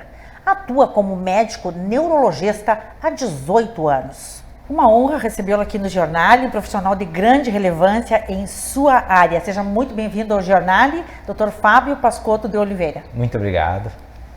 Bem, doutor, vamos a um questionamento clássico, mas que pode salvar vidas. Quando exatamente é o momento do paciente procurar um neurologista? Em primeiro lugar, agradecer estar vindo aqui, claro, sempre uma honra. E assim, o neurologista, na verdade, ele cuida do cérebro e dos seus prolongamentos, ou seja, o neurologista cuida do cérebro, da medula, dos nervos, da junção neuromuscular, ou seja, sistema central e periférico. Então, assim, o neurologista trata de uma miríade de doenças, tá? Que que todo mundo conhece, algumas mais desconhecidas, doenças simples, doenças raras, mas para a pessoa é sempre extremamente importante ser tratado e reconhecido. Então, o neurologista às vezes trata dor de cabeça, que assim, dor de cabeça deve ser investigada quando são as primeiras vezes e quando muda de padrão. O neurologista trata doenças da medula, ou seja, algumas pessoas começam com distúrbios da marcha, dificuldade de caminhar, dificuldade de sentir as pernas, alteração da sensibilidade, então às vezes uma dormência, um formigamento, não sentir um membro, ou sentir esse membro dormente, não sentir, ou uma perda de força, é uma doença neurológica. O neurologista também cuida de doenças vasculares cerebrais, AVC isquêmico, AVC hemorrágico, e previne para não ocorrer. E assim, o neurologista adulto tem um papel muito importante no tratamento das doenças degenerativas do sistema nervoso central. Parkinson, Alzheimer, outras formas de demência. Então, assim, o neurologista deve ser procurado quando o paciente tem uma alteração da sensibilidade, alteração de força, alteração da parte cognitiva, ou seja, se a sua memória está começando a falhar ou está começando a ter lapsos de memória ou dificuldades que não tinham antes. É extremamente importante ver que se não é assim, não era assim antes, opa, o que está acontecendo? Que às vezes temos coisas mais simples, muitas vezes é um quadro de ansiedade, alguma coisa que está acontecendo, às vezes uma própria apneia do sono, o paciente dorme mal de noite e não dormindo bem o cérebro não descansa, e aí o cérebro falha durante o dia, ou às vezes a gente descobre algumas doenças que devem ser tratadas mais agressivamente, como o próprio Alzheimer. Então, sim, certos sintomas eles funcionam como um verdadeiro alarme para o organismo, para que tenha uma atenção médica especializada e imediata. Você falava aí da dor de cabeça, né? A dor de cabeça quando é uma dor de súbito, por exemplo, que deve preocupar? Na verdade, não. Não apenas, vamos dizer assim. Existem dores de cabeça que preocupam e dores de cabeça que não preocupam. Dor de cabeça é uma coisa que um grande percentual da população tem. Tem pessoas que nunca têm, então 20% nunca tem dor de cabeça. Mas assim, começa a ser mais frequente. Opa, mudou o padrão. Então, a maior parte das dores de cabeça começam na juventude. Uma pessoa que começa a ter dor de cabeça depois dos 50 anos, esse é um sinal de alarme. Então, dores de cabeça não costumam começar depois dos 50 anos. Então, já é uma coisa que tem que ser procurada. É algo novo no organismo. É algo novo. Então, assim, pode ser. Tem muitas doenças extremamente graves que começam por dor de cabeça depois dos 50 anos. Então, claro. Sempre tive essa dor de cabeça e tenho de vez em quando, é uma coisa. Tá? Ou uma dor de cabeça que é resistente, ou que se torna frequente, ou que tem uma mudança de padrão, tudo deve ser investigado. Se a gente não investiga corretamente, vai ser problemático. E é importante aprofundarmos sobre esses sintomas, porque o paciente pode considerar que é normal, que vai passar e deixa de fazer um tratamento precoce, né, e prevenir contra alguma questão neurológica persistente e que muitas vezes é irreversível. Sim. Né? Outra coisa que as pessoas às vezes vão deixando é tremor, ou até uma dificuldade de caminhada. Tremor muitas vezes pode ser o início de um Parkinson, pode ser, tem pacientes com 30 anos que têm Parkinson.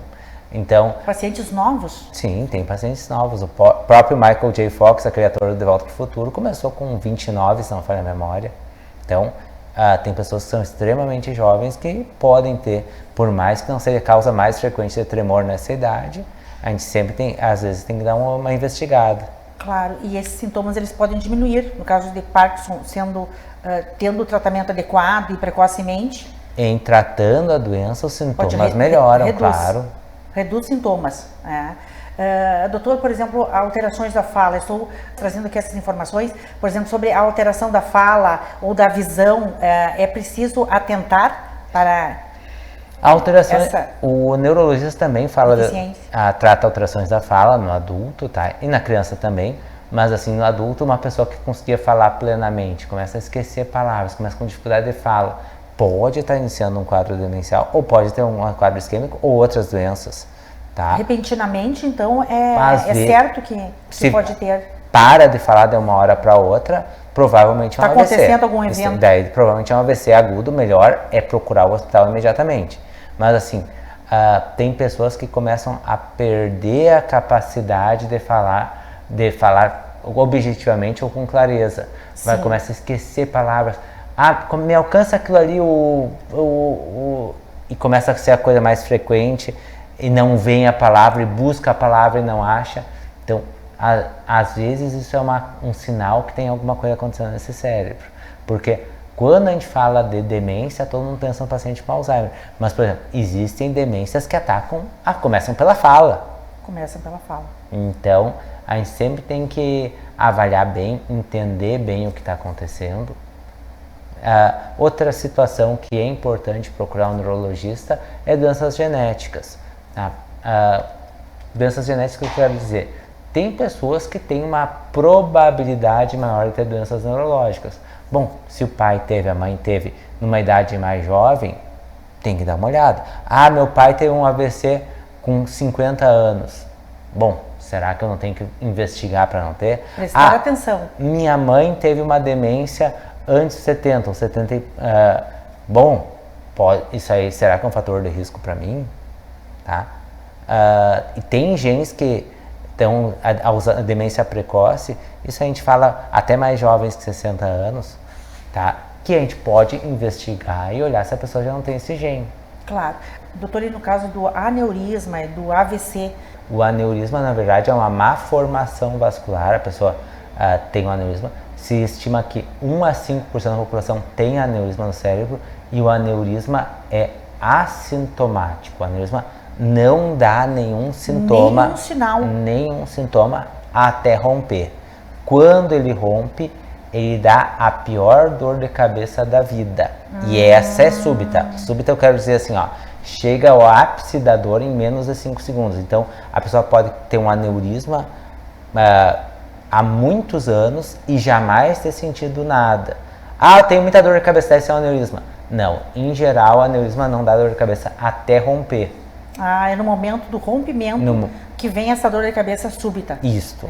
E aí nós podemos pensar em pressão alta, um paciente que já vinha com pressão alta que chega até esse evento do aneurisma. Na verdade, o aneurisma tem fatores genéticos envolvidos, tem pessoas que não tem nenhum fator de risco que desenvolvem aneurisma, e tem fatores que aumentam a chance de aparecer um aneurisma. Por exemplo, o tabagismo. Tá? A hipertensão crônica também favorece o aneurisma a crescer com o tempo. Então, a pessoa que tem um aneurisma, a gente costuma ser mais agressivo no tratamento da pressão. E no caso do AVC? AVC. O AVC tem 2 tipos, o AVC isquêmico e o AVC hemorrágico. O AVC isquêmico é quando um vaso é ocluído no cérebro. Um vaso ocluído assim, e daí falta sangue no território cerebral. Essa falta de sangue no território cerebral faz uma partezinha do cérebro morrer. Atualmente, a gente consegue reverter com medicamento, isso no hospital, em até 4 horas e meia, abrir esse vaso e proteger o cérebro, salvar esse cérebro, e dependendo do tipo de vaso, até 24 horas, em alguns casos até se repensa algumas outras coisas, mas o AVC isquêmico é quando um vaso é ocluído. O AVC hemorrágico, por outro lado, é quando um vaso rompe e daí tem um derramamento de sangue no cérebro. Por isso que o pessoal chama de derrame, talvez. Sim. É o nome, mas assim, e aí é um quadro que é, em geral, mais grave, tem mais associação com hipertensão, tá? E são doenças semelhantes, que a pessoa pode, de uma hora para outra, paralisar um braço, paralisar uma perna, tá? Parar de falar. E outro capítulo da neurologia que eu não havia comentado são as doenças autoimunes cerebrais, inclusive a esclerose múltipla, que Santa Maria é a maior incidência do Brasil. A esclerose Santa Maria? Sim. Santa Maria tem a maior incidência do Brasil da esclerose múltipla, que é uma doença autoimune de jovens que a pessoa começa a ter um ataque imune cerebral às células cerebrais, e a pessoa começa com uma doença degenerativa, em algumas situações, se não tratada, ou crises que a pessoa perde funções corporais. Aí sim, pode perder a visão, pode perder o equilíbrio, pode... E existe dados do porquê desse índice altíssimo em Santa Maria? Ou não se sabe muito bem o motivo. Claro que nossa realidade aqui, a gente tem uma descendência de pessoas, principalmente pessoas provindas da Europa, que a doença é mais frequente. Exatamente. Então, talvez tenha relação, mas claro que Caxias também tem, Bento Gonçalves também tem. Então, não é só isso. Talvez tenha algum fator local. Tem algumas cidades, alguns lugares no mundo que a gente sabe que tem um fator local que favorece até infecções virais, mas Santa Maria, no Brasil, é o lugar que mais tem esclerose múltipla. Doutor, você está trazendo... Incidência, né? Incidência. Não, incidência. Desculpe, percentualmente. Percentualmente. Você está trazendo informações bem importantes aqui no jornal, e por isso estamos aprofundando nestes assuntos neurológicos tão imprescindíveis para a nossa saúde. E vamos a um assunto também importantíssimo, que é sobre demência, que vamos dizer que aflige milhões de pessoas no mundo. Doutor, como tratar demência? Como suspeitar de demência? A demência, assim, primeiro vamos conceituar o que é demência. Demência, quando o pessoal fala, é Alzheimer ou demência? Alzheimer é uma demência. Demência é o processo progressivo, ou seja, que a pessoa começa a perder a capacidade de se cuidar sozinho, de tomar as decisões corretas, de escovar os dentes, de comer, de ir no banco, de sair sozinho. Então, isso que se conceitua de demência. Entre as demências, existe a demência de Alzheimer, a demência vascular, a demência de Lewy, a demência frontotemporal, a demência do álcool e algumas outras doenças mais infrequentes que eu não vou citar. Tá? Inclusive a doença da vaca louca, Creutzfeldt-Jakob, que também temos... Também é considerado. Sim, também é, e temos aqui, inclusive, algumas vezes. Tá? Todo ano eu vejo pelo menos uma. Tá? Então, existem várias formas de demência. Tá? A principal delas é o Alzheimer, a mais frequente delas. E a segunda mais frequente é a demência vascular, e a segunda degenerativa é a demência de Lewy. Cada uma tem seus fatores de risco e sua apresentação. Quando a gente fala de doença de Alzheimer, a gente está falando em geral de um início de alteração de memória progressiva. E a alteração da memória progressiva é uma coisa super interessante, que quem se dá conta é a pessoa que está do lado. É o familiar. É o familiar. Então, é o familiar, é o amigo próximo. Então, porque a pessoa que tem a demência, muitas vezes não se dá conta que tem alteração da memória. Então, é uma coisa que a gente tem que conversar muito com o familiar, com o familiar e com a pessoa durante a consulta. No caso do Alzheimer, o paciente guarda as memórias antigas e perde as memórias novas, atuais. No início da doença, a pessoa perde a memória que fala o que a pessoa está fazendo num determinado momento e normalmente no mais recente. É muito mais fácil a pessoa esquecer o que almoçou do que o que almoçou no dia do casamento. Sim, ela perde a memória atual e não as antigas. Perde também com o tempo. Também? Também perde. Mas assim, como é que a família vai percebendo isso? O que a família percebe e deve se dar conta? Assim, o pai está mais repetitivo. O pai já me contou essa história. Ele repete a história. Repete a história. Sim. Mas ele já pergunta a mesma coisa muitas vezes. Mas que horas a gente vai? Que horas mesmo? Aonde a gente vai? Quando a gente vai? Sim. Então, começa a perguntar muitas vezes a mesma coisa. Isso é o começo, em geral. Às vezes começa a dar confusão com a parte financeira, até os golpes, que o pessoal está caindo tanto toda hora. Então, pode acontecer isso, os golpes de celular que está acontecendo. Qualquer um pode cair em golpe, mas assim, fica mais fácil de enrolar. Claro, a incidência maior. Fica mais fácil de enrolar. Os idosos. Então, a pessoa tem que prestar muita atenção nessa parte de memória e normalmente é isso, repetição e perguntar a mesma coisa muitas vezes. E sempre se perguntar, mas será que meu pai ou minha mãe eram assim há 6 meses? Porque assim, 90% dos pacientes que chegam para mim no consultório, que a família está suspeitando de demência, já estão no estágio moderado. Não é nem inicial, é moderado. Moderado. Por que já chega moderado? Porque a família menospreza os sintomas achando que é tudo idade. Ah, ele está perguntando a mesma coisa muitas vezes, mas está com 80 anos. Ah, ele repete as mesmas histórias, mas está com 80 anos. Mas, assim, ele quer justificar. Quer justificar. Mãe, tu já falou isso 10 vezes, eu não aguento mais ouvir isso. Falam isso achando que a mãe tem culpa.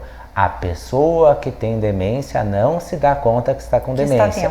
Quem se dá conta, e isso é extremamente estressante, é a família. É a família. A pessoa, por isso que dizem que a família adoece junto. A família adoece junto. Tem que se preparar para enfrentar um Isso. diagnóstico desses. Porque não é um esquecimento isolado, não é, doutor? Dentro das suas considerações, os sinais eles vão se repetindo e vão trazendo transtornos e vão acentuando esses... na verdade, esses sintomas vão acentuando. E outras coisas no próprio Alzheimer. Desconfianças de coisas que não existem. Estão me roubando. Vai lá, guarda uma coisa, não sabe onde é que está, roubaram, sumiu.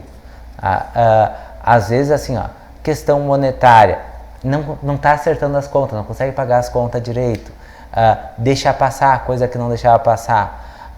Sintomas mais tardios, se perder na rua já é uma coisa que é bem mais tardio, então, mas muitas vezes o paciente acaba chegando só na fase moderada porque menospreza os sintomas. Sim, então a demência, ela compromete a memória, compromete o pensamento e a capacidade de realizar tarefas no dia a dia. Nós podemos concluir assim. No final, acaba sendo extremamente grave, a pessoa fica incapacitada para tudo, até para se alimentar sozinha, tá?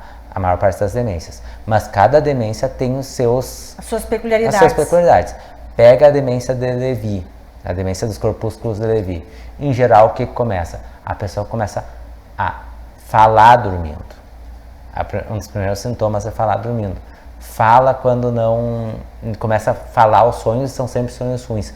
Começa a ver coisas que não existem. Então, a memória, às vezes, na demência de Lewy, por exemplo, é tardia. Não é a principal coisa.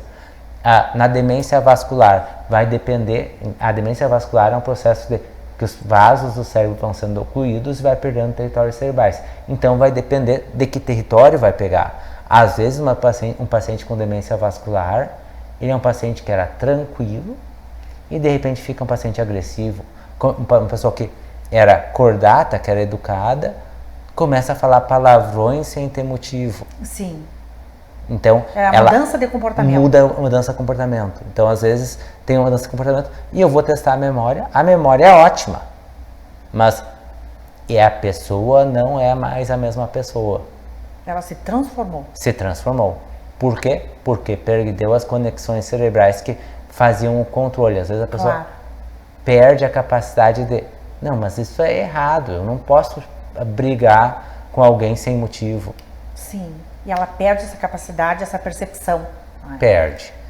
Doutor, e para encerrarmos este nosso especial, com foco na saúde mental, vamos falar de prevenção, que a prevenção é considerada a mais importante para tudo isso que nós estamos falando, e informando aos nossos telespectadores. Como manter, então, uma mente saudável, uma mente com saúde e um cérebro ativo? A prevenção é extremamente importante na demência, porque assim, atualmente se considera que 40% das demências poderiam ser evitadas, ou seja, já se fala em 50% em alguns lugares. Então assim, imagina só que a demência atualmente, as demências é uma epidemia, porque a nossa população está ficando mais idosa, a gente sabe que a incidência é com 80 anos, uma pessoa a cada 4 tem demência, com 85, uma a cada 2. Então, assim, se a pessoa não está com demência, às vezes a esposa está com 85 anos. Então, é uma prevalência extremamente importante. E, assim, uma doença que a gente consegue evitar em 40% a 50%, no caso do Alzheimer, é extremamente importante tentar evitar. Então, uma das coisas que a gente sabe que evita a demência é o grau de educação. Então, quanto mais a pessoa estudou na vida, menos a chance de ter uma demência. Não estou dizendo que quem fez mestrado, doutorado não terá demência, mas estou dizendo, diminui a chance quanto mais anos Você está de se referindo instrução. em cérebro com atividade? Não, estou falando lá no início no início da vida mesmo. No início, não. No início da vida. Precocemente. Quanto mais a pessoa estudou no início da vida, menos a chance de ter demência. Então, o grau de educação é uma coisa que diminui a demência. Então, não é uma coisa que vou começar a me prevenir com 40 anos. Sim. Não, já começa lá no início. Quanto mais a pessoa que não terminou o primeiro grau tem muito mais chance de ter uma demência que quem terminou o segundo grau. Então já começa aí. A gente sabe que assim tem estilos de vida e dietas que diminuem o risco de demência. Então a gente sabe que a dieta mediterrânea com peixes, com óleos saudáveis, com azeite de oliva diminui o risco de demência. A gente sabe que o cigarro aumenta o risco de demência. Aliás, cigarro aumenta a chance de tudo de ruim. Sim, é verdade. O abuso de álcool também, a gente sabe que aumenta o risco de demência. Manter o cérebro ativo é extremamente importante. Por exemplo, aprender outra língua posterga a chance de eu ter um Alzheimer em 5 anos. Olha que interessante. Então, a pessoa que tem 2 línguas posterga a chance de ter Alzheimer em 5 anos. E aí não estou falando da vida inicial, estou falando de aprender depois Sim. da vida adulta. Então, aí entrou o meu questionamento. Aí entrou o questionamento. É continuar com o cérebro ativo. Continuar. Então, fazer leitura, fazer palavras cruzadas, tudo isso é extremamente importante. Quanto mais estímulo, melhor. E falando em estímulo, uma coisa que é extremamente importante é ouvir bem, tá? O principal fator de risco para desenvolver uma demência é perda auditiva no início da vida. Perda auditiva antes dos 60 anos. Isso aumenta muito a chance. Então, perda auditiva tem que ser tratada agressivamente, porque senão a pessoa começa a se perder informações e isso faz perder cérebro. Claro. Então, tratar a perda auditiva. Tratar a visão. Quem tem perda visual também tem que ser tratado. Então, Sim. São coisas que a gente não se falava antigamente. Pessoa que fica surda tem mais chance de ter Alzheimer. Pessoa que vai perdendo a visão tem mais chance de ter Alzheimer. Realmente, não se comentava. Então, tem que ser tratado agressivamente. Tem como resolver? Vamos resolver. Sim.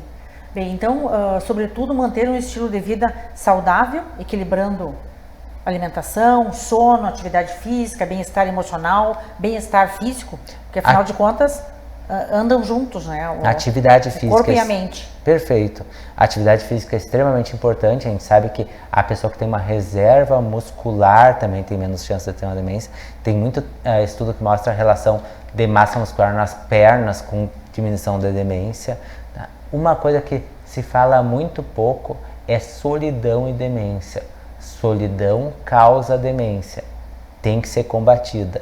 Então, aquela pessoa que não tem com quem conversar. E assim, mesmo quem é casado, às vezes é sozinho. Sim. Então, solidão atualmente é considerada uma causa de demência. A pessoa que fica isolada. Isolada, não conversa, não tem uma rede não interage. Não tem uma rede de amigos. Ela vai se fechando? Vai se fechando e aumenta o risco de demência. Então, já tem estudos que mostram assim, quem participa de grupos de amigos, isso também, fazer um esporte de grupo ajuda a socializar, então manter as amizades, manter a socialização, aumenta as conexões cerebrais, isso diminui o risco de demência. Excelente, doutor. Vamos continuar socializando, então. Tem que socializar, é extremamente interagindo importante. Com amigos, interagindo com a família, relações saudáveis. Claro. Tudo contribui para o envelhecimento que todos queremos, com qualidade de vida. Exato. O sono tem que também, a pessoa tem um sono adequado, tá? A pessoa que dorme menos de 6 horas em 24, a gente sabe que aumenta o risco de demência. Também a pessoa que dorme demais aumenta o risco de ter problemas também. Então assim, eu durmo 10 horas em 24, isso também não é bom. Tudo tem que ter equilíbrio. Tudo tem que ter equilíbrio. Nem de mais, nem de menos. Nem de mais, nem de menos. Então, a gente consegue prevenir muita coisa fazendo as coisas de forma adequada. Tratar hipertensão diminui o risco de isquemia, diminuindo o risco de isquemia, diminui a chance de demência vascular, não deixar o diabetes aparecer, tentar tratar caso esteja, também diminui o risco vascular e diminui o risco cerebral. Então, ter uma vida saudável vai diminuir o risco de ter uma demência. Sim, bem, hoje recebemos uma aula aqui no jornal, né, sobre neurologia, questões bastante elucidativas e de relevância para a nossa saúde, para a saúde da nossa população, de quem está nos assistindo pela TV Santa Maria, pelo canal 19 da NET, naturalmente, pela Amigo TV e pelas nossas plataformas digitais. Já fica o convite para você voltar e continuarmos abordando outras questões tão pertinentes quanto estas, doutor, contando com sua expertise na área, na área cerebral. Foi realmente um presente para todos nós, sua participação aqui. Encerramos esse especial, então, com a certeza de que informamos com qualidade. Foram 3 blocos bastante informativos.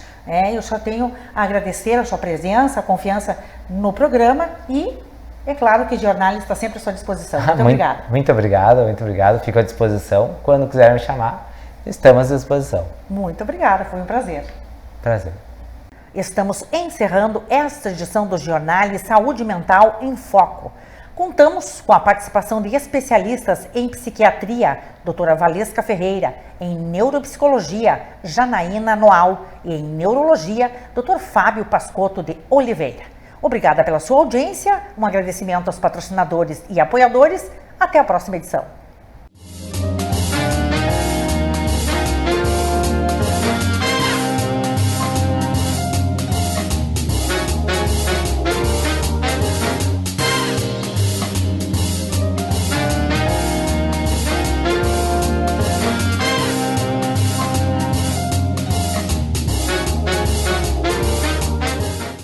Você assistiu Giornale Giovana Felice. Oferecimento: Unimed Santa Maria, Zana, Pampeiro Volkswagen, Rede Super, Multirural Agrocerealista Ferigolo e Colchão Bioanatômico, único como você.